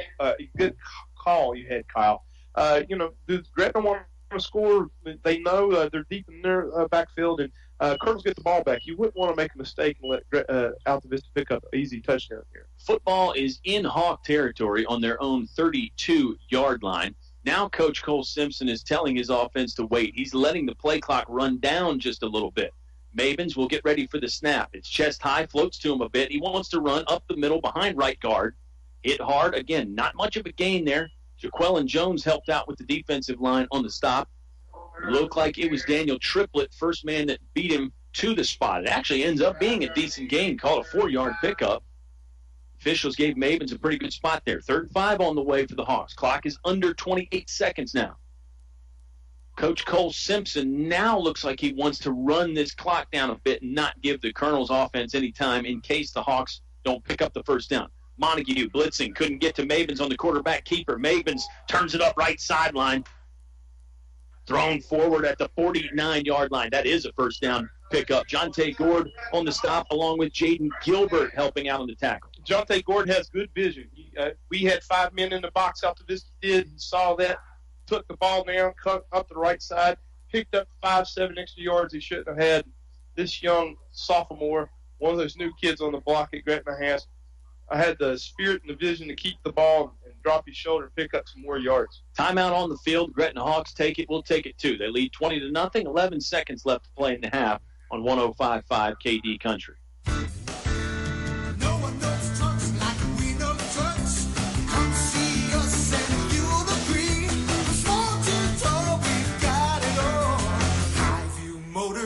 GMC. Come on in. Bring the family. See your friends at Highview Motors. Highview Motors. GMC. From small to tall, we've got it all. Highview Motors. GMC. Back to the press box for high school sports on 105.5 KD Country. Back to Lester Bond Field here at Gretna High School, and what's probably going to be the last play of the half for the Gretna Hawks. They've got a first down.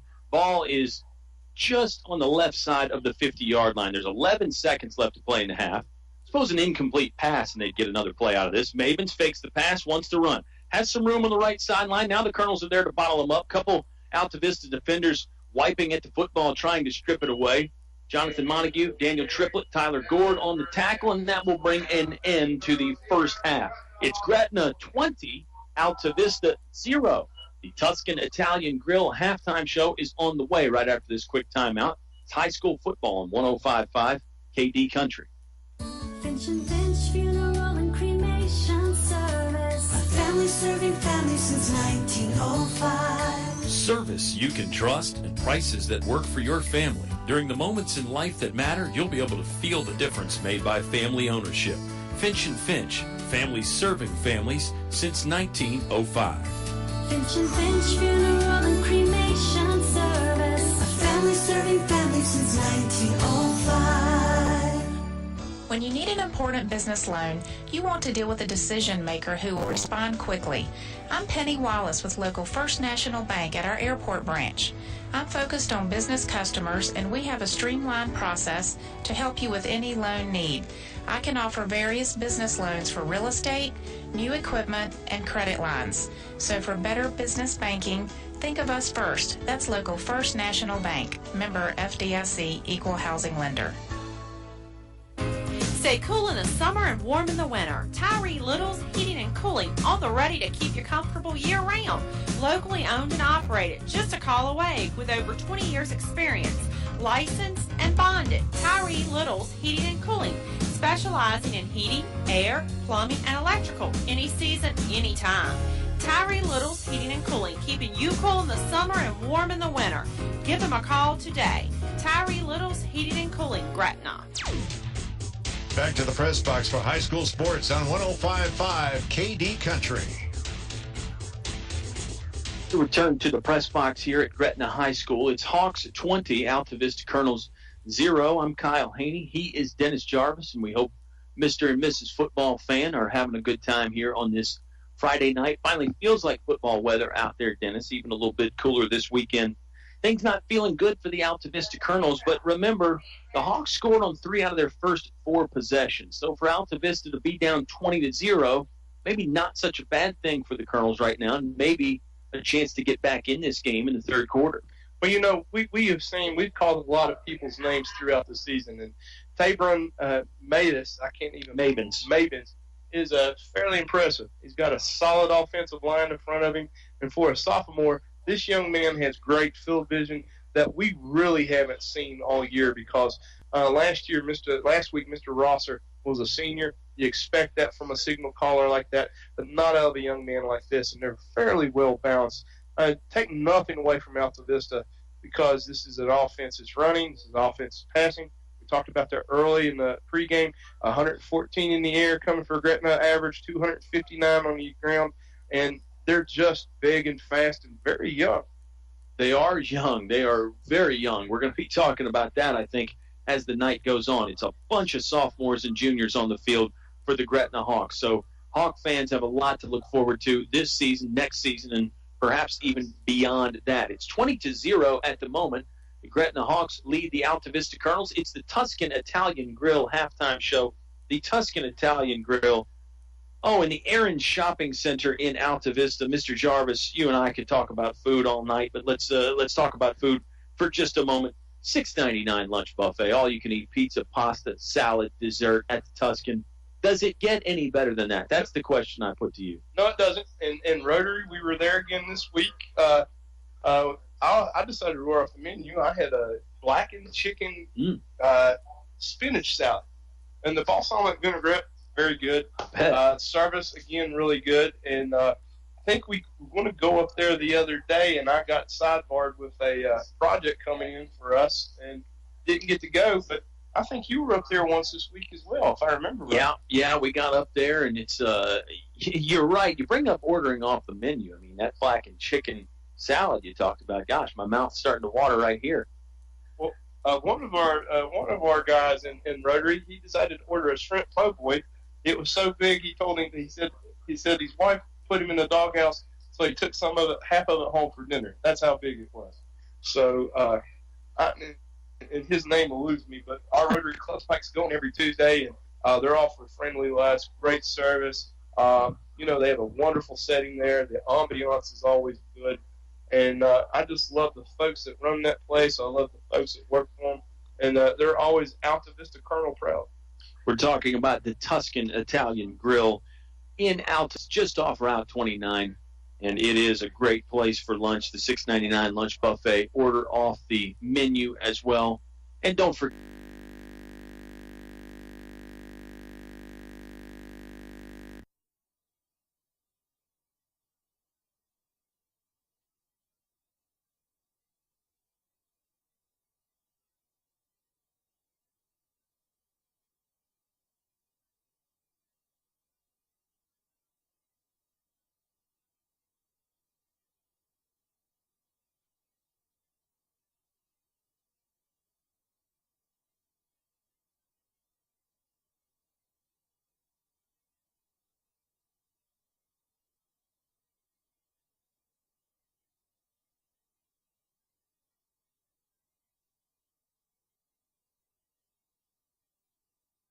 get dinner. We'll talk more about them. We'll get some scores from some other area games, things that are happening tonight, some big games out there. We're glad you're tuned in to us, whether you're just stopping by for a moment or you've been listening to the entire broadcast. We thank you so much for that. It's Gretna 20, Altavista 0. More Tuscan Italian Grill halftime show on the way. 105.5 KD Country. Fun times are waiting for you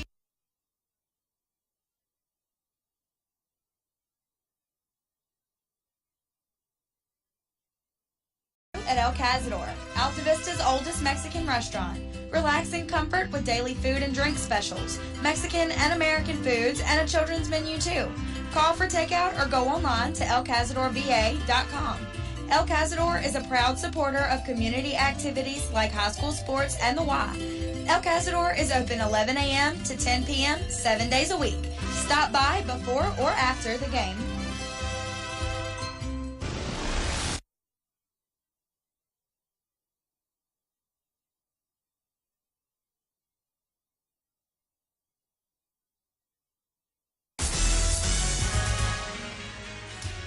The game is brought to you by these members of the KD Country Sports Club. Radio Shack and Crystal Bay Pools, serving your area since 1989 for swimming pool installations, chemicals, liners, and more. El Cerrito.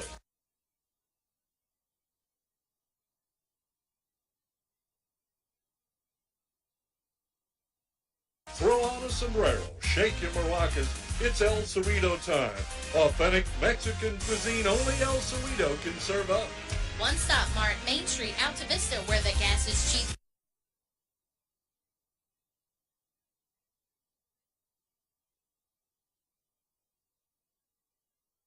Beverages are cold and the chicken is kicking. McDonald's of Altavista, proud supporter of the Altavista Colonels. Stop by or drive through before or after the game. The Dairy Freeze with hot dogs, burgers, fries, and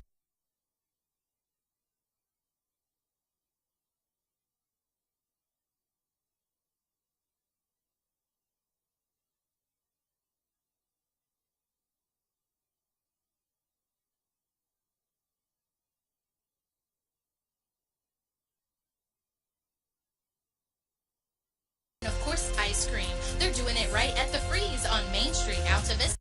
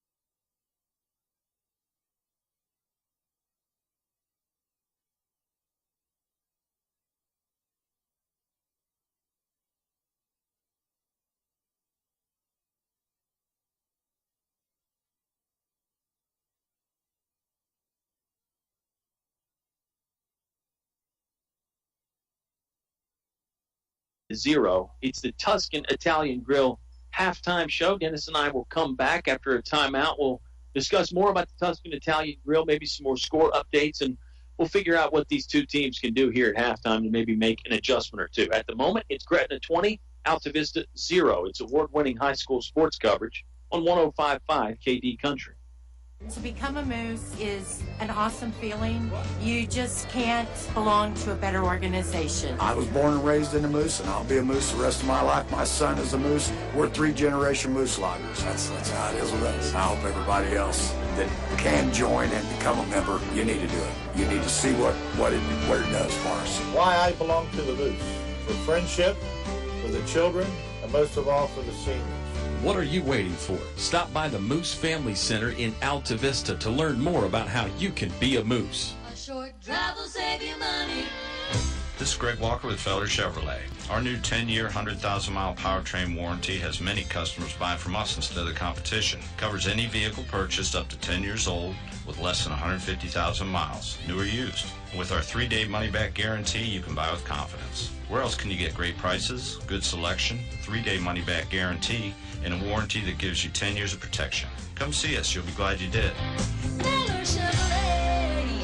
Mark Saturday, September 30th on your calendar for the open house at English's, your complete home center. Save on Ariat boots, Carhartt clothing, Atrium windows, Davis and Valspar paints. They'll have free popcorn, giveaways, and a live broadcast from KD Country. This open house is Saturday only from 8 until 1. Make your plans to be there and get some great deals. Habitat for Humanity on site for Blitz Build signups. English's open house is sponsored by Valspar, Davis Paint, and Atrium Windows. Your high school sports station with award-winning coverage on 105.5 KD Country. The Tuscan Italian Grill halftime show returning for what's probably going to be its final segment. The Tuscan Italian Grill is open 7 days a week for lunch and dinner. They never take a break over there at the Tuscan. The grill is always fired up and everything tasting fresh. And they have the banquet room available for many different size groups, Dennis, and affordable and delicious catering options, too. That's what we need to do. We need to have the Tuscan cater our event sometime. We can hang out, eat some food, have a good time, watch a little football. Well, they've got, it's really odd you say that. They do have a TV in the banquet room. It's got the direct TV on it. The Rotary, we utilize that banquet room 4 times a month, every Tuesday. They do have a very good catering service, and it's quick, it's affordable, and service is just like it is when you go in to eat. And I've been wondering if I can convince my wife, Lori, to go in tomorrow afternoon before we go to Liberty football and have a hamburger, the Southwestern burger. If you're going to pick up a hamburger, Southwestern burger up there is top-notch. It's got jalapenos, pepper jack cheese, real nice bun, and their french fries are fairly good, too. It rivals any sandwich I've had in Altavista for a while. I believe it, too. We're talking about the Tuscan Italian Grill. They're in the Aaron's Shopping Center, It's on the Clarion Road, just off Route 29 in Altavista. Back to football now. The Altavista Colonels trail 20-0 to the home team, the Gretna Hawks, tonight. For the Hawks, I don't know that they need to change too many strategies, although they did not score on those last 2 drives there. I think they're going to keep their foot on the gas. What does Altavista need to do? Maybe some adjustments here at halftime, things that they can do to get back in the ballgame, because they're not out of it, but they're down 3 touchdowns. Not out of it. We've got to take this first possession. Altavista needs to take this first possession, show what they had in that long, sustained drive in the second quarter. Don't turn the ball over. Continually get some first down, get in scoring, get in that red zone, and put the ball in. And the ball, it's a 2-possession game at that point.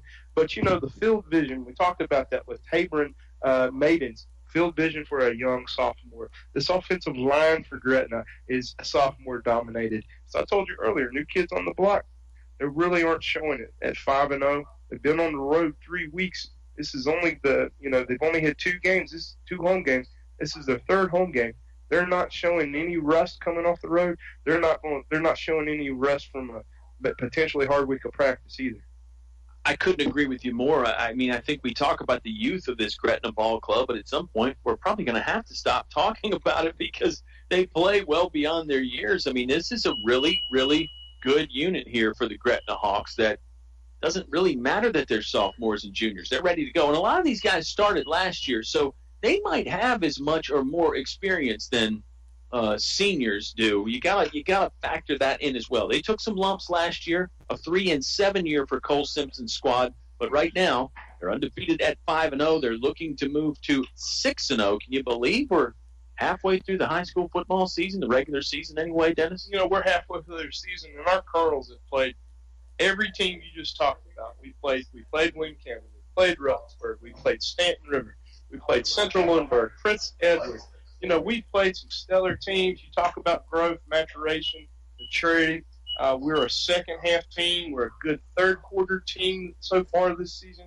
So I'm saying we've got our heads, our clear eyes, full hearts in this third quarter, and they'll be playing Colonel football. We'll get one of our big boys from the Transit Authority in the end zone. We'll stop them on the ensuing possession, and we'll be right back in this game. I've got a good feeling. Momentum will swing our way, and I'm always excited and eager to talk about our Colonels. Yeah, Altavista has not won a ball game in the month of September. They beat Central Lunenburg in game 1. That was back last week of August. So they are hungry for a win. Gretna Hawks are hungry to keep this undefeated season going. So both teams want it out here tonight. And right now with the Hawks at 20-point advantage, they got to like where they are sitting. It is Altavista scheduled to receive the kickoff here. The Tuscan Italian Grill halftime show is over. We thank the Tuscans so much for tuning in. If you're in your way in and out of the Tuscan tonight, thank you for stopping by and eating, and thank you for joining our broadcast here. 55 years of continuous high school sports coverage, something that we're pretty proud of. Back deep to return, it is seniors Jacob Adams and Shaheen Pinnell. Got the Maserati and the Fiat in the back there to return the kick. Who gets it and comes to the house? They may elect to keep it away from those deep guys. It looks like Travis Hogan does the kicking honors for the Gretna Hawks. He's got the ball set up on the right hash mark, and we're almost ready to start this third quarter. It'll be presented by English's, your complete home center. Come by for the English's open house and sale tomorrow. Hoehne fields at the 15-yard line. Now turns it up the middle. Ooh, he had a full head of steam, and he was sort of chopped in the left knee there. He went flying forward and downed on the 30-yard line. Good return and good opening field position to start the third quarter for Altavista. That's a second solid return Shaheen's had this evening, and I tell you, the Gretna coaching staff has been watching film because they know to tackle him low, stop that head of steam that you talked about. That was another shoelace tackle. He had another 5 or 10 yards, and he knew it. He got up, upset himself, dropped his shoulder, tried to get through the tackle. 2 receivers to each side for the Altavista Colonels. Now they had an extra personnel on the field. Colonels looking to the far sideline to get the play signaled in. Pinnell will stay on the field and be a running back beside Gilbert. Colonels taking a while to get the play going here. Referee checks the watch. It looks like the Colonels have another few seconds on the play clock. There's the snap. Gilbert looking left. Wants to throw. Chased out of the pocket. Stayed on his feet enough to get back to the line of scrimmage. He dove out the football to get that no gain. It was a good rush from Gretna. The pocket was collapsing on Gilbert, and he was really fortunate just to be able to slither his way out of that collapsing pocket. Well, we had 2 wides we going right to left. Colonels have 2 wide receivers to the right, 2 wide receivers to the left. It was just big coverage by that Gretna defensive line, getting it back to shut Mr. Gilbert down before he could see down the field to pass. 2nd and 10 for Altavista, middle of the field, their own 30-yard line. Running play here. They hand to Pinnell. He tried to get in behind a pulling guard who was moving right to left and went nowhere. The Gretna defense in the backfield again. That looked to be number 15, Malik Farmer, that made the stop for the Hawks. It brings up 3rd and 10 now for Altavista. Early stages of the third quarter. We're just 60 seconds into the second half. Gretna leading 20-0. Kyle, pick up a good, solid first down, keep the momentum and the clock on our side. If you joined us late, Tabor Mabins has a rushing touchdown and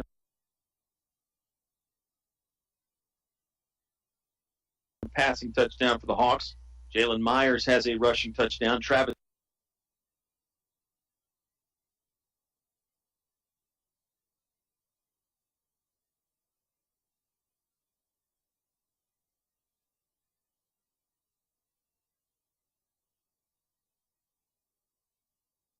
Hoehne caught the touchdown pass. Here's an option play left.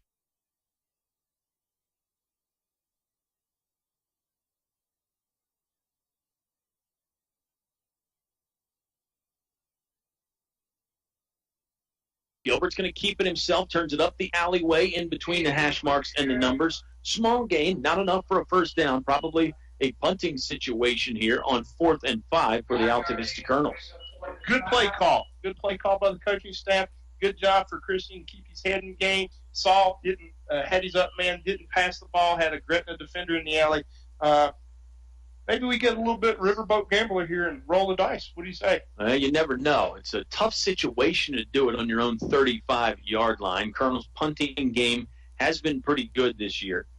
Looks like Dalen Miller deep to return. They got a Gretna player to jump offside. It's going to be close to the first down marker. It may be enough. It may force the official to actually measure here after the penalty. We do assume the penalty is on the Gretna Hawks. It had that appearance. It is on the Hawks. It'll give Altavista 5 free yards. Let's see where the football ends up. It looks like it's beyond that first down marker. I don't even think they need to measure. I think you're going to see the sticks move here with just under 10 minutes to play in the third quarter. So the Colonels have picked up a couple first downs via the penalty. And if you can take advantage of maybe a somewhat young, undisciplined defensive line, you might as well take advantage of it, right? That's a rare, uncharacteristic mistake by Gretna this evening. Good snap count, drew them all sides, pick up a first down for us. Ball resting just inside the left hash mark, just short of the 40-yard line. In Altavista territory, they're moving right to left. Here's a handoff to Pinnell. Again, he nearly had the full head of steam going, but he's brought down with an ankle tackle there from, I believe it was number 12, Jalen Myers, that got him down low and wrapped him up. You're right. You can tell that emphasis has been paid to hitting Pinnell low, stop those strong legs from churning.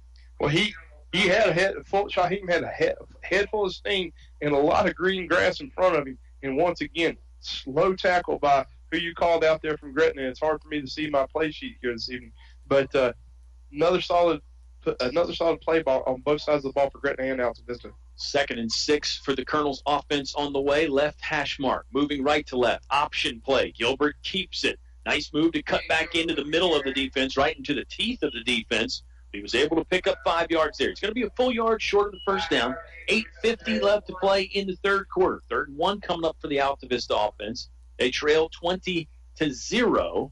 Colonels, I guess they don't have to have points on this drive, but gosh, Dennis, if you want to come back here, you probably need to score on this opening drive of the half. Oh, you do. You do need to score. We need to get in the end zone. Altavista needs to play solid here for the next 8 minutes and play our brand of football. Here comes the shotgun snap to Gilbert. He hands off to Pinnell. Pinnell trying to find a hole on the right side. It's not there. He's thrown backwards and hit hard as he's going to the turf. The Gretna defense swarmed on Shaheem Pinnell as he tried to take that running play outside. It'll back Altavista up. 4th and 4 now for the Colonels. Watch for the hard snap count again, but Altavista may have to punt the football away.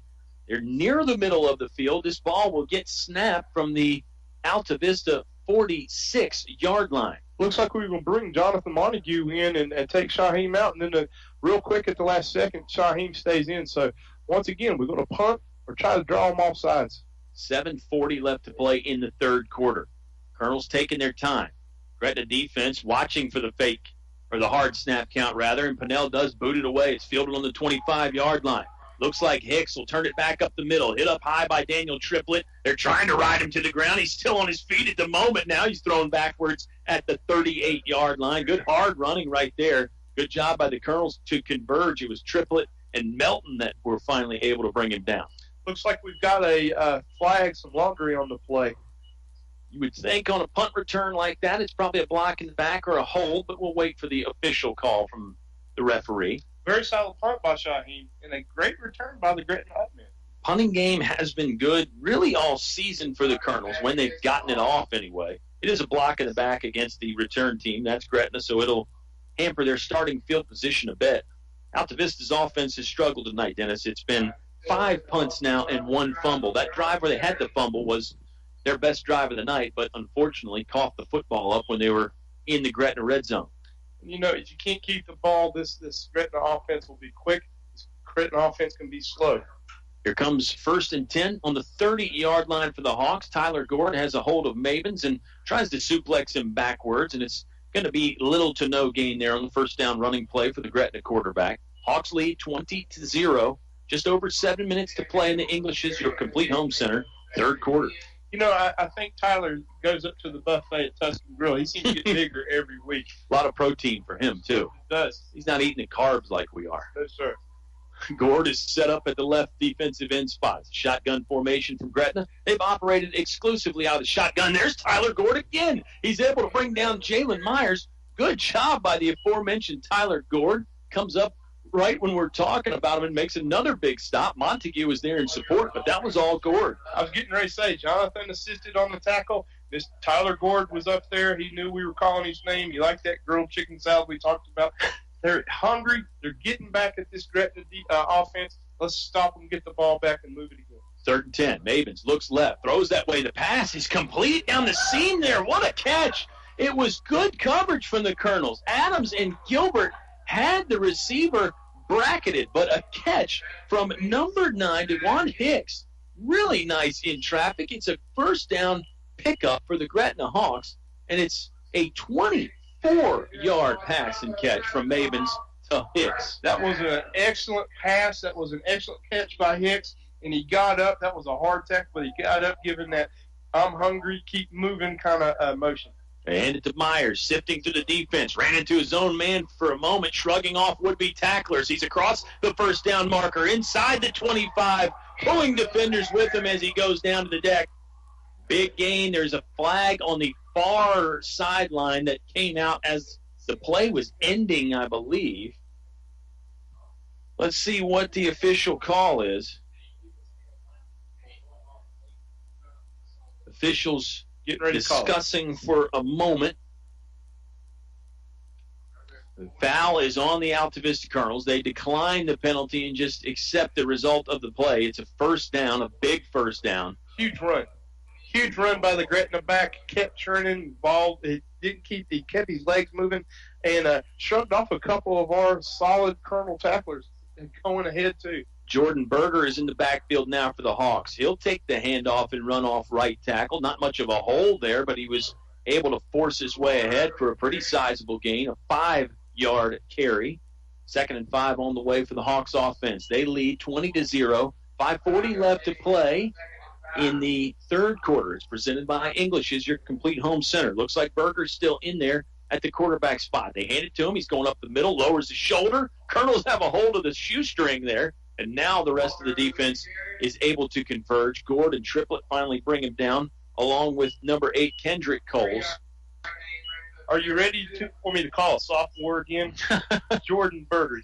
He's got 251 yards on the ground thus far, along with 17, and that's about his 59th carry on the season. Berger's actually in there at the quarterback spot, and now it's DeAndre Miller playing running back with him. Berger's going to keep it on the quarterback lead play. Goes off right tackle. It's a first down pickup. He's inside the 10-yard line. Mavens is not at the quarterback spot at the moment. And it is going to be first and goal from just inside the 10-yard line for Gretna's offense. They lead 20-0. Looks like Jordan Berger in there at the quarterback spot again. He's got DeAndre Miller set up to his right as a running back. See what the Colonels' defense can do here with their back to the wall. They hand off to Miller. Miller, not much doing on that play. Colonel's got some penetration. Looks like Adams is there. Looks like also number 52, Dakota Ashby, getting up off the bottom of the pile. I was getting ready to say Dakota with the name that we called in weeks past. Good, solid hit, but they brought a second-string quarterback in for Gretna, and he seems to move the offense with as much efficiency as the starter. Sure does. Mavens is going back in there now, though. Looks like they may empty the backfield for him and spread out 5 wide. Got 2 Gretna wide receivers, 2 are right and 2 are left, Kyle. 20-0, the Gretna Hawk lead. Just over 4 minutes left to play in the third quarter. They put Hicks in motion. Maven wants to throw, looking right. Pump faked a couple times. Now he's harassed by the Colonel's defense and brought down. Good job to find him there and pull him down by Kendrick Coles on the stop there. A sophomore for the Altavista Colonels. So Altavista has some young bucks of their own that can do some damage. Coles that time on the quarterback sack. Coles got back, wrapped him up, stayed through, didn't let him run out of the tackle. Good, solid hit. 3rd and goal from the 10-yard line. Colonel's defense trying to buckle down. Mavens thought about the throw, going to run it instead. Hit hard right at the 9-yard line. Might have picked up a yard. That was Jonte Gord that really stepped up and made a nice hit. Here comes a timeout on the field. The Gretna Hawks want to discuss this upcoming 4th down. They lead 20-0. 3:22 left to play in the 3rd quarter on 105.5 KD Country. Napa know-how. When you purchase a set of Napa brake pads and rotors, you get a discount code from Fanatics.com worth up to $50 towards your favorite sports gear. While Napa can't help your team reach the promised land, we can help make sure your car will. Great brakes, great price, great fan gear. That's Napa know-how. Napa know-how. Offer expires September 30th, 2017. Napa Auto Parts, Main Street, Altavista, across from Feller Chevrolet. Now back to the action with Colonel Sports on 105.5 KD Country. The Altavista defense looking to keep Gretna out of the end zone here on what's going to be 4th and goal from the 9-yard line. Colonel's defense with a little bend but don't break mentality, I guess, Mr. Jarvis, and we'll see what the Hawks offense decides here after the timeout to discuss the play call. Well, we're seeing the regular starter for oh, no. Oh, here comes a trick play. Double handoff. The wide receiver reverse. Oh, and the Colonels got to him and kept him out of the end zone. It was a well-designed play there. They handed it off to Hicks. He flipped it over to the other wide receiver, who I believe was Travis Hogan, but the Colonels stopped him at the 5-yard line. Good job by the Altavista defense to stymie what was a long drive for Gretna that started on their own 30-yard line. The Hawks really marched down, and as soon as they got near the end zone, the Altavista defense came up with some big plays. Trickeration. Last 3 possessions, our defense, Colonel defense, has been solid, keeping Gretna out of the scoring column, and shutting them down in red zone was a big deal. The Altavista defense has clearly made some adjustments, really probably starting midway through that the 2nd quarter. Gilbert's going to keep it himself on the option read play, pulled it out of the gut of Shaheen Pennell, and then angled his way up the middle of the field for a 3-yard pickup. 2nd and 7 coming up for the Colonels. 3 minutes left to play in the 3rd quarter. It's a Gretna 20-0 lead, but Altavista seemingly with some momentum, Dennis. I think we do, and if we could go down, solid game going into the 4th into the home stretch. I think the Hawks are a bit frustrated that they're not up by more, but again, I credit the Altavista adjustments there. Gilbert was looking over the middle on the seam route for Jaden Gilbert. The pass falls incomplete. It was a full 5 yards away from Gilbert. It'll bring up 3rd and 7 for the Altavista offense.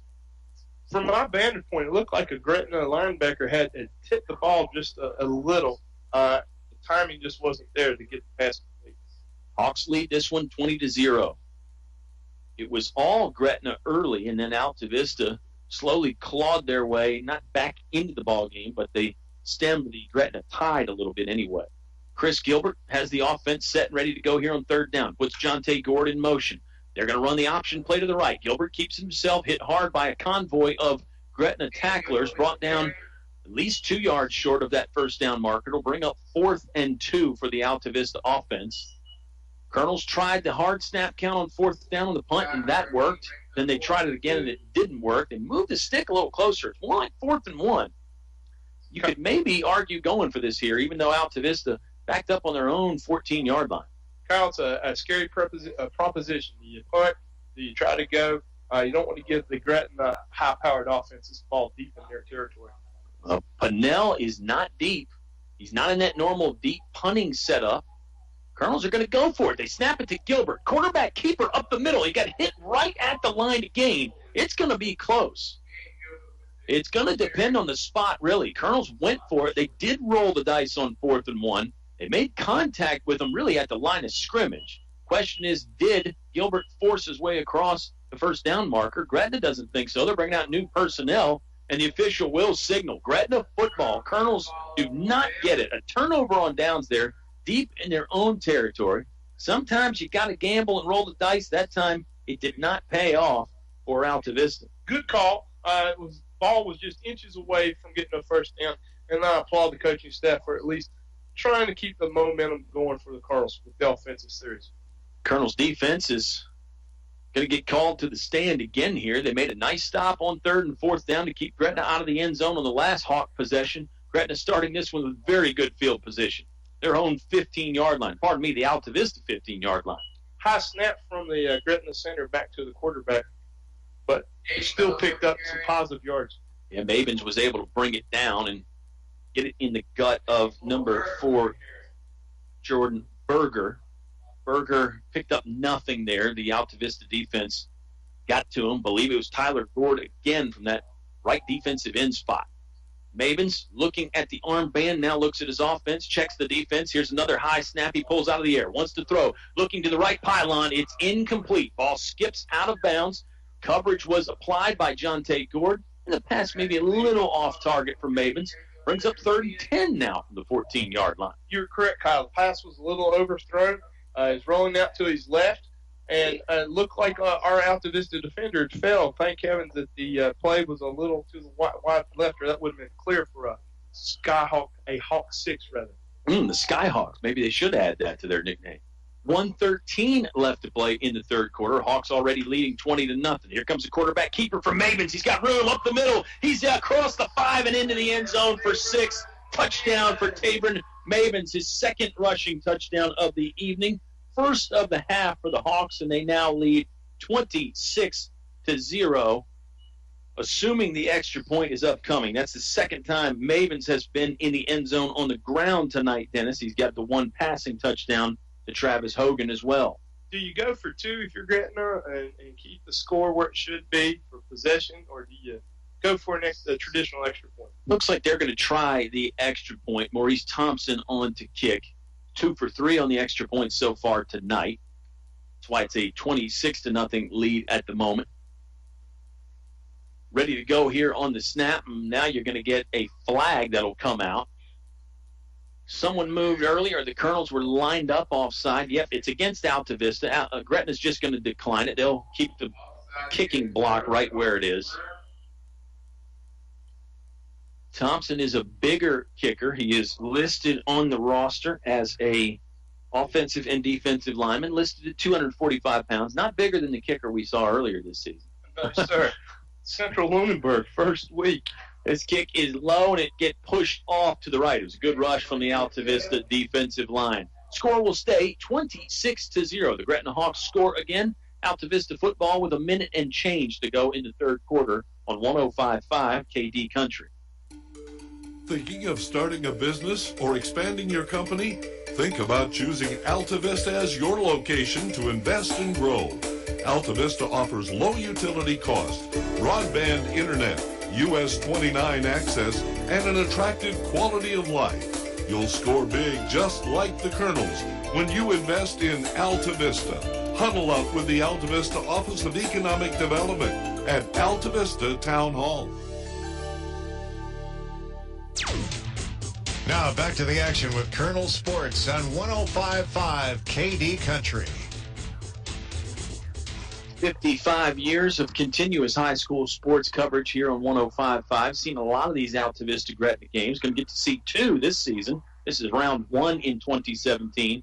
So far, the Colonels are having their way with it. 26-0. We talked about all that momentum that Altavista had built up. Now seems like it's back on the Gretna sideline and stands. You know, Kyle, it's possession. From time to time, it goes your way. Sometimes it goes theirs.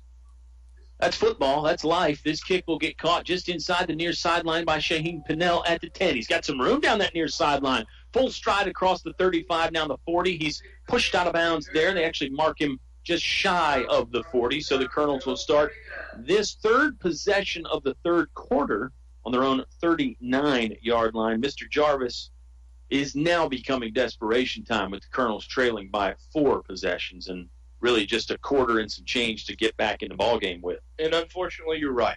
And this is a fast-moving 3rd quarter. This is a fast pass, run, option-oriented Gretna offense. And we have to quick strike here early, and Altavista does, or it's going to be a long ride back up 29 for our Colonels tonight. Colonels could really use a long touchdown, something that doesn't take a lot of time That's probably the only way they're going to get back in the ball game. Gilbert will hand off to Jonathan Montague. Montague's got some room there. He's sifting through the defensive line, finding seams and cracks, and twisting forward across the 44-yard line for a full 6-yard pickup on first down for the Colonels. Down to 45 seconds left to play in the English's, your complete home center, third quarter. You know, we haven't seen Jonathan run the ball since about week 3. Unfortunately, for those at home, he just went off the sideline. He's not real happy about what's going on. I think he's got a muscle strain or a spasm going on. He's been trying to get that leg healthy. There's a pass catch on the far sideline to Jacob Adams again. Really hit as he's catching the football and hit hard. The football came out at the end of the play. Was Adams down? No official signal from the officials just yet. Still waiting on it. Now they're going to get together and talk about whether Jacob Adams was down or not. It was a 10-yard pass and catch. Adams, again, hit as he's catching the football. They're going to call an incomplete pass. Okay, Jacob Adams really looked like he had control of it, but perhaps bobbling it over there on that far sideline. You see the Gretna offense shuffle off the field. That's another benefit the Hawks have. They don't have as many guys going both ways as the Colonels do. The Colonels really with 8 or 9 starters that play pretty much the entire ball game. That's been the story of the season, attrition. Less numbers for us, more numbers for the opposing team. 3rd and 4 coming up for the Altavista offense from the 45-yard line. Gilbert looking, has to get rid of it, can't. He takes the sack, holds on to the football, but Gilbert was hit hard as the rush was coming. It's a loss of 6. Colonels are back to where they started from, their own 39-yard line. Down to 5 seconds left to go in the quarter, so if the Colonels are going to punt it away, it's probably going to wait until the 4th quarter. Gretna 26, Altavista 0. We've played 3 here from Lester Bond Field in Gretna. 4th quarter on the way. You return to 105.5 KD Country. PCM Industrial of Altavista offers mobile welding and repair services, fully equipped service trucks, certified craftsmen, and quick response to satisfy your needs. Contact PCM Industrial at powerconstruction.com. PCM Industrial is a fully insured Class A licensed contractor, OSHA and MSHA compliant. PCM Industrial Services of Altavista wishes Coach Sharness and the Altavista Colonels football team good luck in another winning season. Go Colonels. Now back to the action with Colonel Sports on 105.5 KD Country. 12 more minutes of regulation football left to go here from Gretna High School. The Hawks on top at the moment, 26-0. Gretna comes into the ball game 5-0 and appears to be on track to go to 6-0 unless the Altavista Colonels can pull out really what would be a quarter of a lifetime here, Dennis. I mean, somebody's come back from 4 touchdowns before, I'm sure, but it's pretty improbable. If the Colonels are going to do it, got to get started pretty quick, and they've got a 4th and 10 coming up. They've forgotten to switch sides. Altavista will have to run down about 25 yards to the other side of the field, the other 39-yard line. I think they're going to boot the ball away here to start the 4th quarter, and maybe you hope Gretna fumbles the ball somewhere, throws an interception or something to help get you back in the game. Real quick, I was going to tell you, the last time I saw someone come back from 4 possessions down and win the game, triple overtime, West Virginia over Louisville, 2008. It was a fantastic game. I was there in person.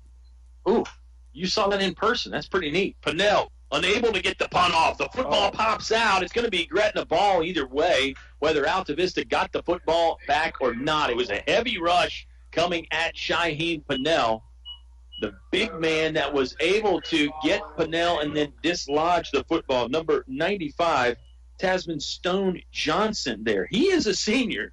So we finally talked about a senior for Gretna, and he causes a fumble on a 4th down punting situation. Mr. Stone Johnson got in the Altavista backfield. No, is that not an all-star football name that we get to call tonight? Or that's pretty cool. I hope they call him the Tasmanian Devil. They Close should. enough, right? And here come the Hawks offense again. Maven's going to throw on 1st down. Colonel's coverage is good. Gord hit him as he's throwing the football. Pinnell's back there deep. It's broken up. He really battled Hicks for the football. Hicks honestly didn't have the positioning. You can almost argue offensive pass interference.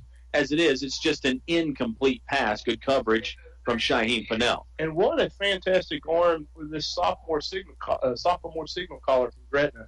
That was a little off. The wide receiver, you're right, didn't have the possession. Could have went either way on that with the offensive pass interference potential.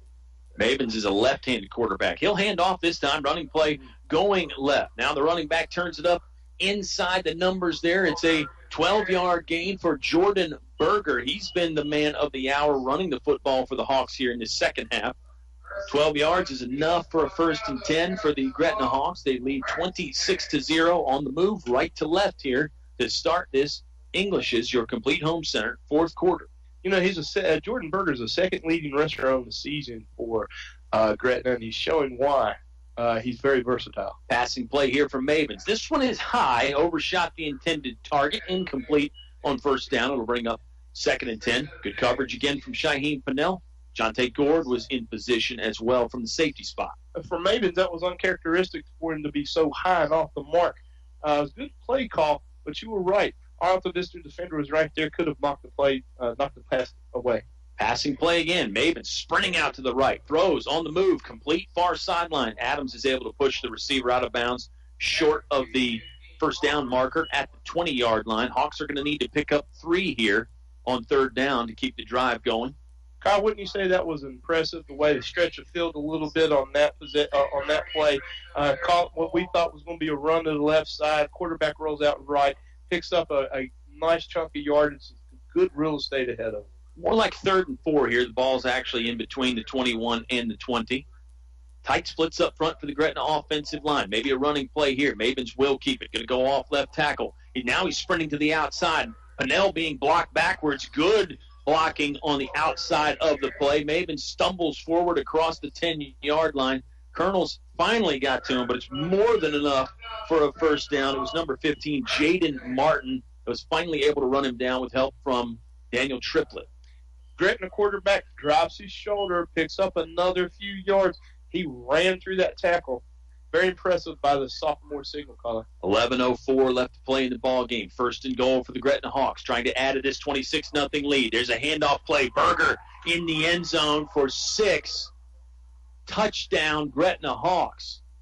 32-0, the Hawk lead. It's 10:56 left to play in the ball game. May have actually been number 2, Dennis, DeAndre Miller on the touchdown. I beg your pardon. Believe it was Miller scoring from 5 yards out there to extend the Gretna lead. That's his 2nd touchdown. And would you believe if I told you he's a sophomore? I would definitely believe it. Everybody we've talked about for the most part for Gretna is a sophomore. This team is going to be one to be reckoned with in the future. Here comes Thompson on for the extra point again for the Hawks. They're taking their time getting set up. The snap is back. Ball is on the block. This time the kick looks like it is good, and it's 33-0. Gretna Hawks extending the lead. Just under 11 minutes to play here in the fourth quarter. Altavista football when we return on 105.5 KD Country. Your home is your biggest investment. It must be handled properly. Let the professionals at D.L. Bryant Heating and Cooling handle your home issues. Donnie and his trained professional staff are ready at 434-841-1580. They can make sure your home or business HVAC system is ready. Ready for the rest of the summer and ready for the upcoming fall and winter. Call D.L. Bryant Heating and Cooling at 434-841-1580. That's 841-1580. D.L. Bryant is ready to protect your investment. Your home for Colonel sports coverage. 105.5 KD Country. The Gretna Hawks look like they're going to move to 6-0 on the season. And if you've been listening to our ball game, you can see why. They're young and talented, fast and physical.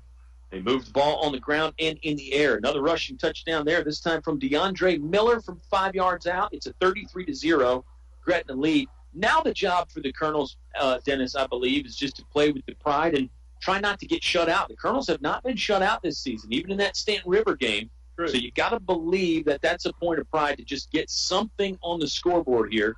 They've got 11 minutes to do it with. Yeah, I don't want the Colonel faithful back home to not understand that we've been playing hard, charging ahead.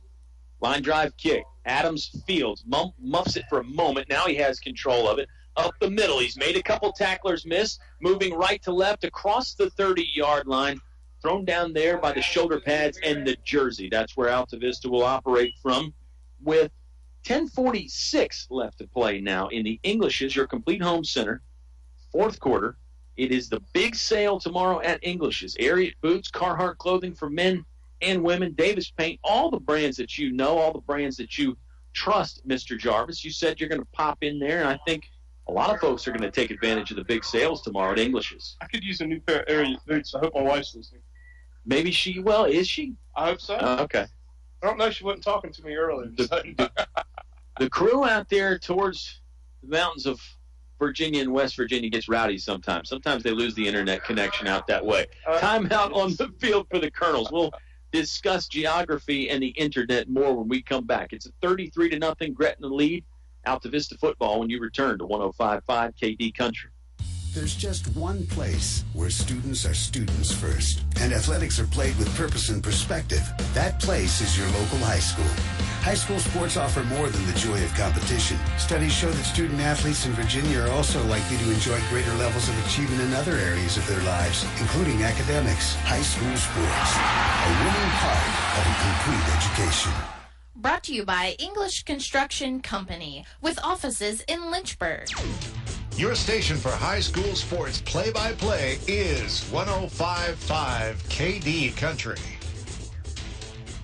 The Altavista Colonels taking some time to get this drive to start the fourth quarter started here. They trailed 33-0. The Hawks scored in the early stages of the quarter, but this will be the first possession of the quarter for the Colonels. Chris Gilbert still in there at the quarterback spot. He's ready to receive the waist-high snap. Hands off to Shaheen Pennell, who's charging his way through the defense, trying to shake off tacklers. Had the ball in the right hand, using the free left hand to get some yards. It ends up being an 8 or a 9 yard gain on first down for Pennell.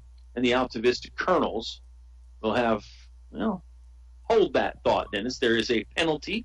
It is illegal procedure on the Altavista Colonels, so it will negate everything that I just talked about and probably make it 1st and 15 now for Altavista from their own 25-yard line. You know, Kyle, before we took the time out, I was going to say that we stopped the Colonel defense has stopped Gretna on two possessions, stopped them there in that red zone. We could see a lot of momentum turning. I wouldn't want the people back home thinking tonight that the Colonels have not had an opportunity here or there tonight. It's just been stymied at the wrong times for us. Yeah, the scoreboard doesn't really reveal everything that's happened tonight. There's probably the same identical play call there as Pennell charging through the middle. Not nearly as much success this time, only a 2 or 3 yard gain. Colonels have had some moments, but you're right. The third downs have been really going the Hawks' way. You know, Kyle, I was just doing some rough math. 15 sophomores for Gretna, 11 juniors. That right there, those 26 players are more than our entire roster. Wow. That is some interesting math. There's a complete pass to Jacob Adams at the 32-yard line. Man hit hard as he tried to turn the corner and break free from one tackler that had him around the waist. Hicks was in the area. So was number 21, Talon Miller. We haven't called his name much, but I believe he was the one that laid the big shot on Jacob Adams there. It ends up being a 3-yard gain, 3rd and 9, coming up for the Altavista offense from the near right hash mark, working left to right from Dennis and I's perspective in the press box. Sportsmanship from our Colonels. Jacob cut right up, acknowledged the hit, patted the Gretna player you called right on the helmet and said, wow, I'll be feeling that one tomorrow morning. Adams is lined up wide out left. There is 2 wings, a running back in there with Gilbert. That's Pennell. They fake it to Pennell. They flip the option pitch to number 28. That was Jaden Martin. Pardon me, that was Jaquelin Jones. I beg your pardon. Jones picked up 5 after the option pitch, but got hit hard by Berger at the end of the play. He's a full 5 yards short of the first down marker. Colonels could go for it here. I think Coach Sharnes will probably play it conventionally and just punt the football away here on 4th and 5. 8:40 left to play in the ball game. It's a 33-0 Gretna lead. Pennell is back deep to punt. You know, Kyle, this is a hard-hitting, hard-charging, very physical Gretna team this evening. They play with a chip on their shoulder. Movement up front. Maybe the defensive lineman did not come across, though. Pennell's kick is blocked. It's blocked, and it'll get scooped up by the Hawks around the line of scrimmage. That's the 35-yard line. Gretna's offense will take over there with 8:13 left to play in the ball game. Already sporting a 33-0 lead. Last year, Dennis, Altavista won this game 70-27. You think some of these Hawk players remember that and are trying to exact a little revenge, if you will? No, Kyle, let's do that math again. We said 15 sophomores, 11 juniors. They do remember. They played real sound, fundamental football in all three facets of the game. You look at the punt block by their special teams. Two backs in the backfield with Tabor and Mavens. Right-hander winds it up and throws down the far sideline again. There's Shaheem Pinnell. He got to the receiver a bit early to break up the pass. That is pass interference. They were looking for DeJuan Hicks again, and essentially they found him. The pass interference call is going to move this football way up. Pinnell really was a little late getting he was trying to recover because he was a step late to the spot, and he ended up hitting Hicks early before the ball got there. I'm sort of mixing up the late and early, but it was a pass interference penalty. Kyle, Gretna's dialed that play off. That's a fourth time this evening they called that. What an arm by their sophomore signal caller, and just too much ball, too much air, too much real estate. Hicks with a good size height advantage there. Hicks stands at 6'3". Shaheem Pinnell only about 5'9", and clearly that's a matchup that Gretna likes and appears to be going in their favor. Here comes Mavens. He's going to run off right tackle. Got some room. Oh, nice cut to the outside, and he waltzes into the end zone untouched for another Gretna Hawk touchdown, another rushing touchdown from Tabor Mavens. This time he's in from 3 yards out, his third rushing TD of the night. Kyle, you called it right earlier, too. We need for Altavista to come back, take this ball, march down the field, not just gain some momentum, eat some clock up. We need to get in that end zone so we don't have the first shutout for the Colonels this season. Really going to have to get it going quickly now with 8:07 left to play in the ball game. Colonels may only touch the football one final time here in this English is Your Complete Home Center fourth quarter. Thompson on again to kick the extra point, trying to get Gretna 40 points. Snap is back, kick is very high and no good. Gretna's lead will get stuck at 39-0. 8 minutes and change left to play in the ball game. Altavista football when you return. 105.5 KD Country. Whatever your truck, car, SUV needs are, Highview Motors GMC has it all, from small to tall. New to pre-owned, offering more than just GMC sales. Highview Motors GMC provides 24-hour towing, full-service body shop, state inspection, transmissions, everything in between. Highview Motors GMC, providing top-quality service since 1961. Motors GMC. More live high school sports action on 105.5 KD Country. 8:07 left to play in the English is Your Complete Home Center fourth quarter. It's a 39-0 Gretna Hawk lead. They led 20-0 at halftime.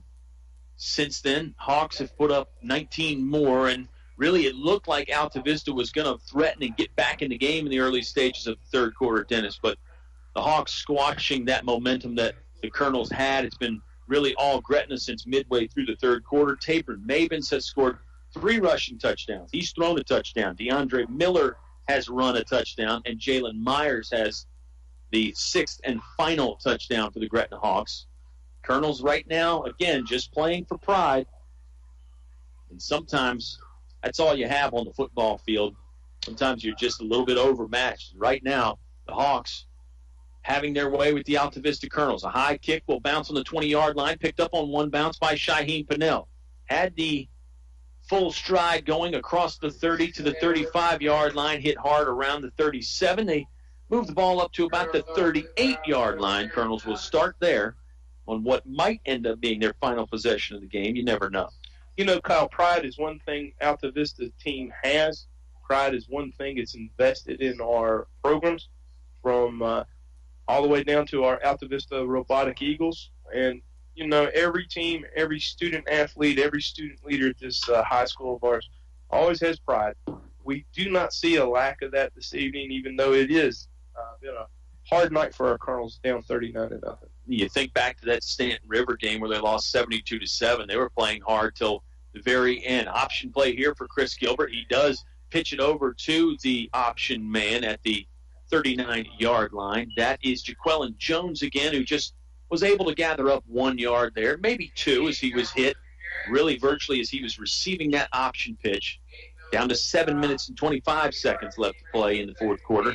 39-0, the Gretna lead. You know, one of the breaks we were talking about, this hard-charging Gretna defense averaged about 59, 60 tackles so far on the season, and they're just hard-charging. They're breaking through our line. They're rattling our quarterback, shutting the alleys down. This is just a well-coached, pretty fundamentally sound team tonight. Yeah, the Gretna defense moves well. They tackle well. They seem to communicate. There's a running play there for Shaheem Pennell going up the middle. And the Gretna defense has enough size up front that you can't really just keep it between the tackles all night. You got to try and get outside at some point on them. And that's when they really swarm and converge when you do attempt to go outside the tackle box. 3rd and 5 coming up for the Colonels. 6:35 left to play in the Englishes, your complete home center, fourth quarter. Kyle, and, you know, this Gretna defense hasn't surrendered. They've only given up 2 touchdowns average a game. Yeah, that is impressive. Really is. They've given up 14 points 4 times this season. Gave up 8 points in the Radford game. They're on schedule to give up no points here. Christian Gilbert able to race his way across the 45-yard line and now the 50 where he's tripped up, hit in the thigh pad, and dropped just inside the far sideline. That's a 9-yard gain, enough for a first down for the Colonels. They're on the move left to right here in this fourth quarter, and I think that's a big point of emphasis. Try and get on the scoreboard. And if you're the Gretna Hawks, clearly you want to keep Altavista off the scoreboard. You would, and you made a good point. You know, only 8. The lowest point total has been 8 from Radford there in week 3. Mm-hmm. Handoff play. They're going to Pennell up the middle. Offensive line had a really good surge up front. One of the D linemen was able to get down low and trip up Pennell after a 3 or 4 yard gain. 5:39 left to play in the contest. It's a 39-0 Gretna Hawk advantage. It was Hawks early. They scored 14 points in the first quarter, held a 20-point lead at halftime. You know, we play week to week, down to down, and I know it's hard for the Colonels to understand what's been happening so far tonight. Pennell took the handoff, trying to go off right tackle behind a pulling guard, but never could get there. The Gretna defense in the backfield again, dropped for a loss of 1 or 2. Might have been number 30, Bryant Davis, back there making the stop. He's a junior for the Gretna Hawks. Looked like he was in the backfield early. A junior? Yeah. We haven't called that for a while. We have talked about a few seniors for Gretna. There is a few out there. But most of the heavy hitters are sophomores and juniors for this Gretna Hawk football club. 3rd and 9 coming up for the Altavista Colonels, middle of the field. They fake the handoff, option play. Gilbert with a nice job to get out of the backfield and ahead for 4 yards. He put a really good deke move on the defender there and shifted his momentum back up the middle. 5-yard pickup, 4th and 4 for the Altavista Colonels. They need to get to the 37-yard line. There's 4 minutes and 20 seconds remaining in the ball game. They're going to go for it here on 4th and 4. At least it looks like they're going for it anyway. I'll call you. At this point, you have to keep the momentum strong, pick up some positive yards, another first down, keep the clock on your side and the ball on your side. Put a man in motion. Wide receiver sweep. He turns it up, gets to the 40-yard line, hit hard there, and stop. The Altavista Colonels are not going to keep the drive going. It was Jaquelin Jones on the carry. He was unable to get much more than about a yard, and the Gretna offense will take over on their own 40-yard line.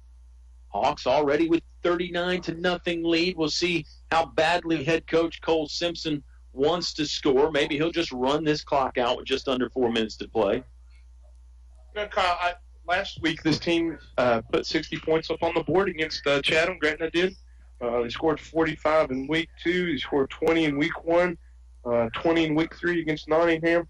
Lowest point totals on the road, 15 for Radford. And Mabrins comes out firing. The pass is complete, but unfortunately his receiver is out of bounds at the 30-yard line. Really the same play they've been running, just kind of a classic fade route there. Throw it deep, let the receiver run under it, and Hicks was there. Just ran out of real estate on the near sideline again. It's rare we've talked about that tonight, running out of real estate. This Gretna sophomore quarterback runs right, runs left, has good field vision. One of the most impressive sophomore quarterbacks I've ever had the privilege to watch. He'll hand it off this time. Inside running play between the tackles. Gretna running back gets across the 45-yard line to the 46. was close to the ground the whole time, but was able to stay on his feet. That running back is, let's find out who it is. Is it Jordan Berger? It is. It's Berger back in there running the football. 3:15 left to play in the ball game. 3rd and 4 coming up for the Hawks offense.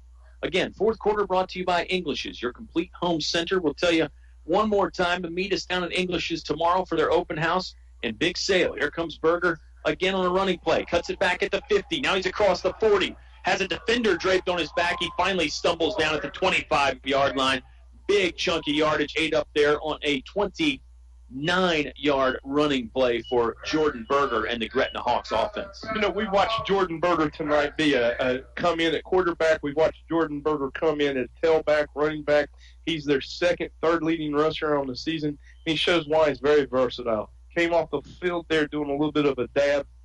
Pretty pleased with himself. Good hard runner, too. 180 pounds, 6 feet, 1 inch tall. So he's got some size to hit you as well. 1st and 10 for the Hawks, 26-yard line, middle of the field. Timeout on the field. The Altavista Colonels defense has taken it. We'll take it too. Gretna 39, Altavista 0. 2 minutes and 25 seconds left in our ball game on 105.5 KD Country. Finch and Finch Funeral and Cremation Service. A family serving family since 1905. Service you can trust and prices that work for your family. During the moments in life that matter, you'll be able to feel the difference made by family ownership. Finch and Finch, families serving families since 1905. Finch and Finch Funeral and Cremation Service. A family serving family since 1905. More live high school sports action on 105.5 KD Country. Our sound engineer, Katie, serenading us in the commercial breaks there with some good singing. Unfortunately for the Colonels, the music has not sounded too good tonight. They trail 39-0. The Gretna Hawks are going to move to 6-0 on the season. For Altavista, they fall to 1-5. We've still got 2 minutes and 25 seconds left to play. Mabins wants to throw again. Looking down the middle, pass broken up by Jonte Gord. Gord really climbed the ladder high there at the 5-yard line in the middle of the field to get the right hand on the pigskin and knock it away. 2 minutes, and 18 seconds left to play in the ball game. It's going to be 2nd and 10 for the Gretna Hawks. Clearly trying to get another score here before contest ends, Dennis. Kyle, but our young men don't quit. Altavista knocked the ball away. Our defenders was there, and Jonte was strong and tough. Looked like Jordan Berger with a jump cut after the handoff outside the right guard. He's brought down after a pickup of 5. Bring up 4th down. Well, pardon me, I think it's going to bring up 3rd down. I beg your pardon. 3rd and 10, 3rd and 8. 1:41 left to play in the ball game. Hawks going for it here. Here comes the handoff to Berger again. He's got some room outside left. Now turns it back inside. Angles across the numbers. Looks like he's across the 15-yard line. That's enough for another Gretna Hawk 1st down. Inside 90 seconds left to play in the ball game. Now, Colonel's defense going to try and tighten up and keep Gretna out of the end zone here. It'll be 1st and 10 from the 14-yard line for the Hawks offense. Kyle, would you think at this point Gretna would go in victory formation, put the horses to bed, and go to their homecoming dance and have a good evening? It looks like that's what they're doing now. You see one deep running back who's a full 17 yards behind the formation. Mavens will get under center for the first time this evening. He'll take the knee there at the 19-yard line. They'll probably have to kneel down at least one more time here as the clock has 52 seconds on it. It's going to be a Gretna Hawk win, 39-0. We hope you stick around for the post-game show. We'll give you some scores from some other area games. We'll recap this one. We'll talk about next week. It does not get any easier for Altavista, Dennis. Dan River comes a-calling. Wildcats are putting together another good season. They're always a tough game for Altavista. Next week's going to be no exception. I was getting ready to ask you how they were doing this evening. And, you know, it's every week we have been playing this gauntlet schedule. I'm impressed that we still are driving. We're still charging. We're still moving forward. But this one's going to end for us tonight with us being out, not scoring, but a lot of positive energy to take away. Coaching staff's got to get the boys together and get ready for next Friday night. Ball game is done here from Gretna. The Hawks win it and stay undefeated on the 2017 season. 39-0, Gretna winner. Post-game show on the way when you come back to 105.5 KD Country. Here's some valuable information when buying your dream home. I'm Tracy Gallahan with First National Bank, and we offer more mortgage options. We have a wider variety of loans to help you purchase a new home or lower your existing monthly payment. So, for a more custom mortgage loan of any size, contact local First National Bank. We'll show you an extraordinary customer experience and help you bring home more bacon. First National Bank, member FDIC, equal housing lender. It's cold in here. Will your heating system keep you warm this winter, or will you spend a cold evening shivering under the covers?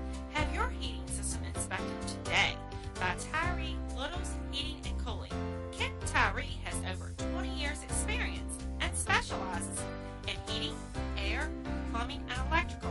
Licensed and bonded. Call for an appointment today. 309-2266. 309-2266. Tyree Littles Heating and Cooling. Fun times are waiting for you at El Cazador, Altavista's oldest Mexican restaurant. Relax in comfort with daily food and drink specials, Mexican and American foods, and a children's menu too. Call for takeout or go online to elcazadorva.com. El Cazador is a proud supporter of community activities like high school sports and the Y. El Cazador is open 11 a.m. to 10 p.m. 7 days a week. Stop by before or after the game. Back to the press box for high school sports on 105.5 KD Country. We return to Gretna High School. The fans and the players from the Hawks celebrating the victory tonight. 39-0, a Gretna win over the Altavista Colonels. Dennis, I said the team's been trading victories going back to 2011, and that held to form tonight. Altavista won last year. Gretna wins this year. 39-0 shutout, a game that the Colonels looked like they were going to get back into for a moment, but Hawks just too tough, too consistent, too. I mean, the Gretna Hawks are really consistent. They don't make a ton of mistakes. No. Not as many flashy plays as we've seen from some other ball clubs, but they don't make any mistakes either. No, and quite impressive. Quite impressive. This is a youth movement. Gretna kind of flawlessly, effortlessly went out there and ran an efficient offense. They're very solid on defense. They're in the backfield, stopping our momentum, Altavista momentum. Quite impressive. One of the more impressive teams we've called this year. We've seen some big, heavy hitters down the weeks up, the weeks down. But this is a solid Gretna team that unexpectedly put a goose egg on Altavista. And I've been here for 3 seasons. Listen, you call for 3, for 2.5, for 2, rather, and I'm a part of the team this year. I don't think I can recall a time when I heard Altavista not getting hit pay dirt. I know that's got to hurt for our Colonel faithful, but especially for these young men who had an opportunity. We stopped, had 3 possessions. We stopped Gretna in a row, one in the red zone, and we just could not get that ball past midfield. Yeah, Colonels were shut out last year in the Rustburg ball game, but it's the first time they've been shut out this season. First shutout of the season for the Gretna Hawks, if you can believe that. 39-0. They moved to 6-0. Colonels fall to 1-5. Post-game show continues. We'll collect our thoughts and be back in just a moment. It's high school football on 105.5 KD Country.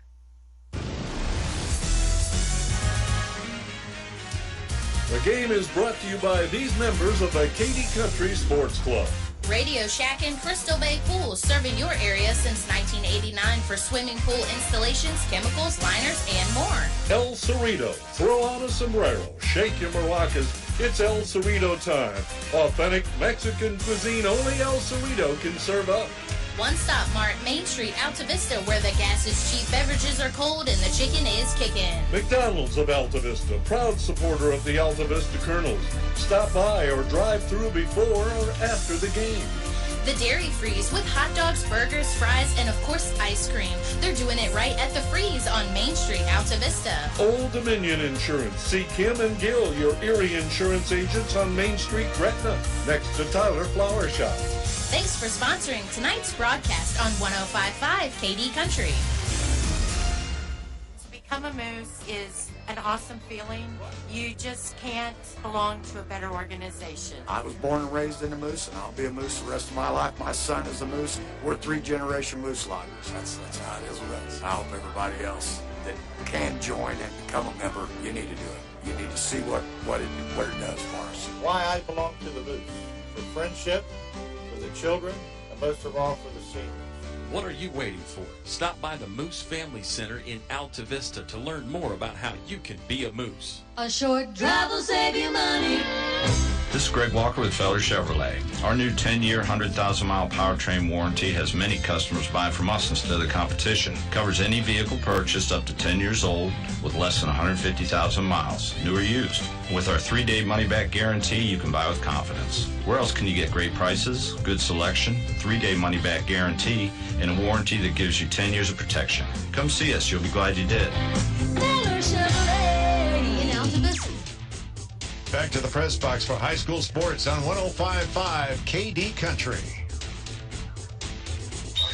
Well, we return to Gretna High School for some more post-game action. The Gretna Hawks are a winner here tonight, 39-0. They stay undefeated, improving to 6-0 on the season. Colonels fall to 1-5. We already mentioned Altavista takes on Dan River next week, who had a bye tonight. The Gretna Hawks face William Campbell next week, and that should be a very exciting matchup. Campbell has their hands full at the moment with Perry McClure. They lead 22-21. So the Generals sporting a 1-point lead. Amherst is up 35-0 over Rustburg. Brookville leading EC Glass 38-34. Stanton River has come back. They're on top of Lord Botetourt 21-14. Appomattox leading Fork Union 42-21. JF beating LCA 42-14. Heritage is beating up on Liberty 34-0. Franklin County trails Magna Vista. Halifax beating Bassett 34-21. Few other teams out there playing, and I don't think any of those games are final yet, Rustburg. I think, or Dennis. I don't know why I called you Rustburg there. It's been a long night. And we're getting ready for tomorrow, too. I think most of those games are still in the fourth quarter right now, so we'll keep an eye on them and then take some more time to discuss this one. Hawks, 14 points in the first quarter. It was Jalen Myers, a 10-yard rushing TD. Tabor Mabins hooked up with Travis Hogan on a pass from 9 yards out. Mabins had a 10-yard rushing TD in the first half running, and then he ran one in the third quarter from 14 yards out. He ran one in the fourth quarter from 3 yards out, and DeAndre Miller with a 2-yard rushing TD. That was the final touchdown for the Gretna Hawks. You know, this is a fairly diverse, solid game from Gretna. You had Mr. Mabins, you had Mr. Berger, you called some other numbers, you called some other names. It wasn't one person, it was several. A solid offensive line play, quite impressive. We've seen many teams come up against the Colonels this year. This one hurts a little more because it's a rival on 29 South. But, you know, we get these young men up 29 North in 2 weeks or so. They come in for a Thursday night clip for some Thursday night lights. And, you know, not looking ahead, but, you know, we got Dan River coming in just like Rustburg, a week off before they play us. They had a pretty hard loss to Appomattox County in their last game last week.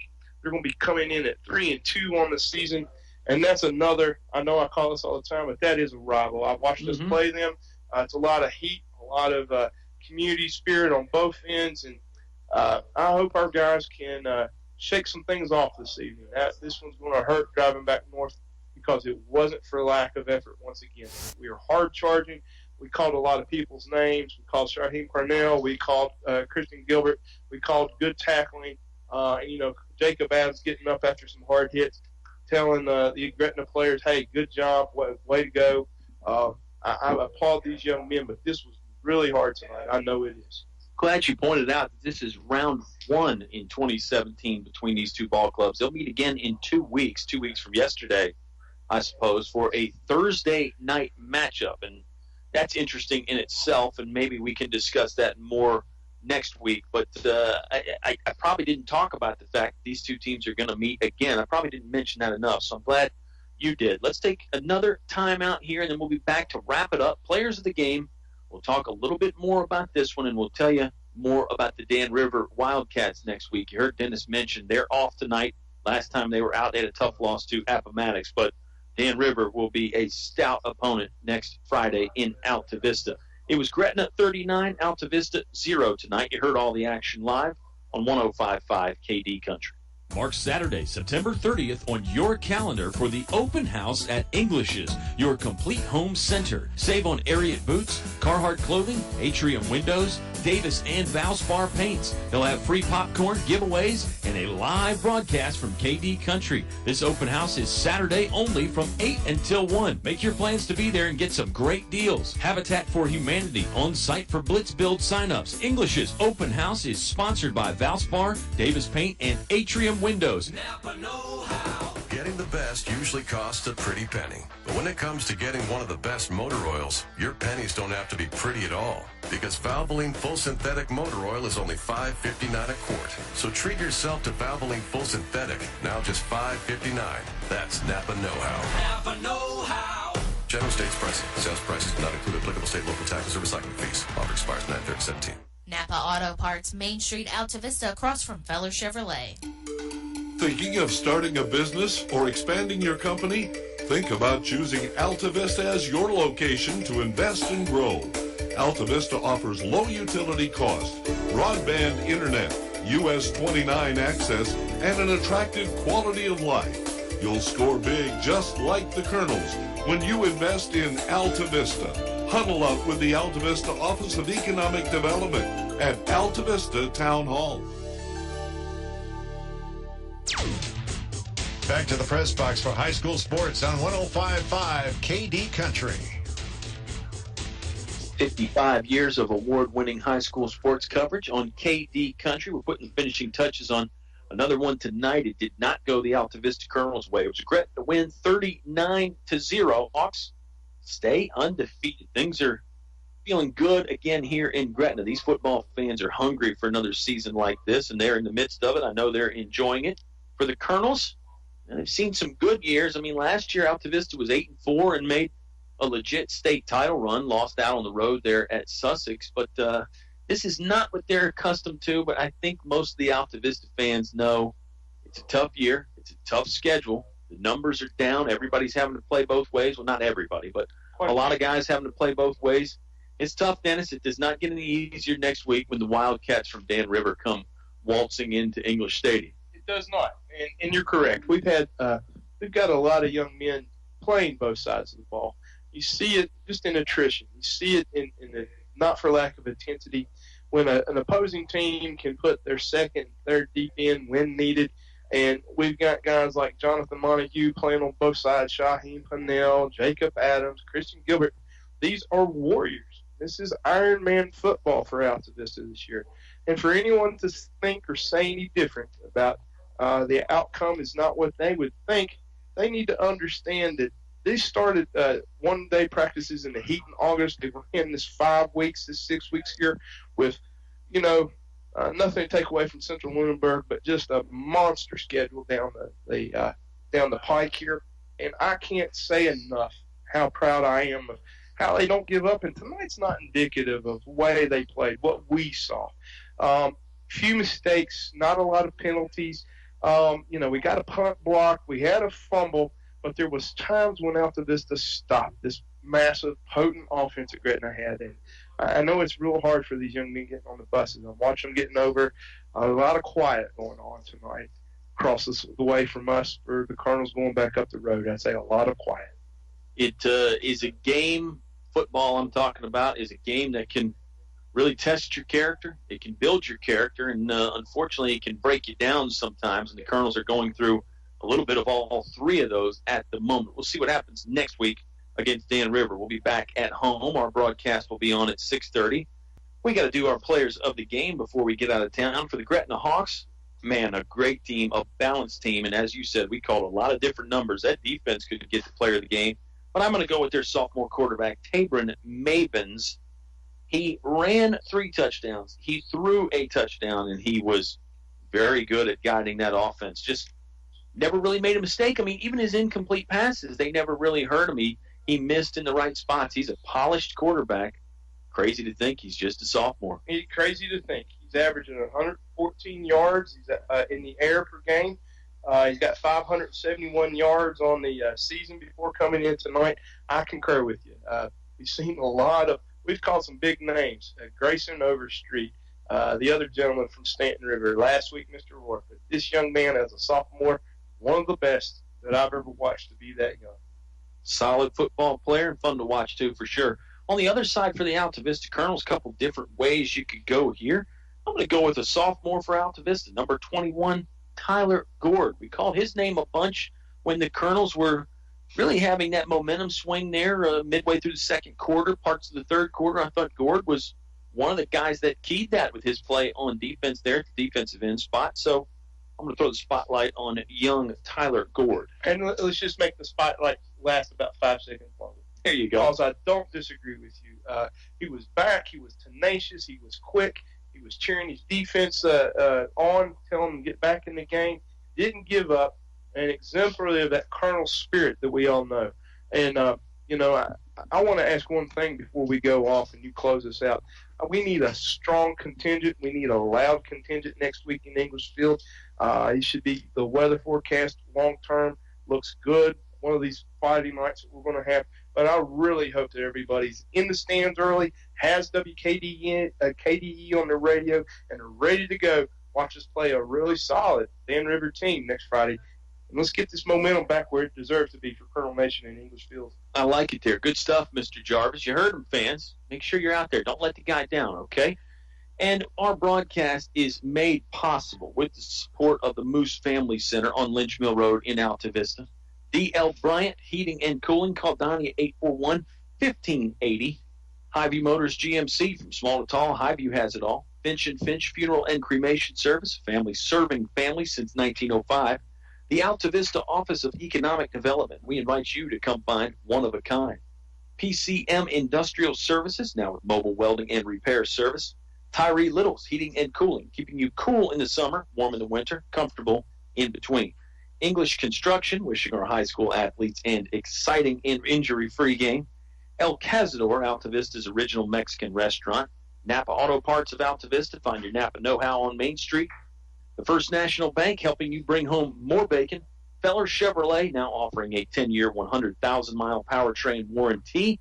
And English's, your complete home center, will be broadcasting live from English's tomorrow for their open house and big sale. All the brands that you know and love will be on sale, and they'll have some giveaways. Habitat for Humanity will be there. We'll be there. Come by. Say hello. Our live broadcast will start about 9:30, Dennis, but Englishes will open the doors as usual at 8 a.m. if you really want to get. Might have to get there early because with the sales, some of the stuff might get sold out. You know, if you got a special size, any of that, maybe just anything. Real quick, for Altavista Colonel fans and those listening, saw on the marquee coming down to the game tonight, they got Virginia Tech coolers and they've got some other hokey items. We've got one of those biggest game tilts in the Commonwealth going on tomorrow night. Game day in the house. Yeah. ESPN, ABC broadcast at 8 p.m. Clemson versus Virginia Tech. Yeah, Tech fans are all fired up, and it's going to be a good weekend of football for sure. We had a good night tonight. Gretna Hawks get the win, 39-0. We appreciate you tuning in. We're back with more high school football next week. Pre-game show, 6:30 between Altavista and the Dan River Wildcats. Hope you tune in to hear it on 105.5 KD Country.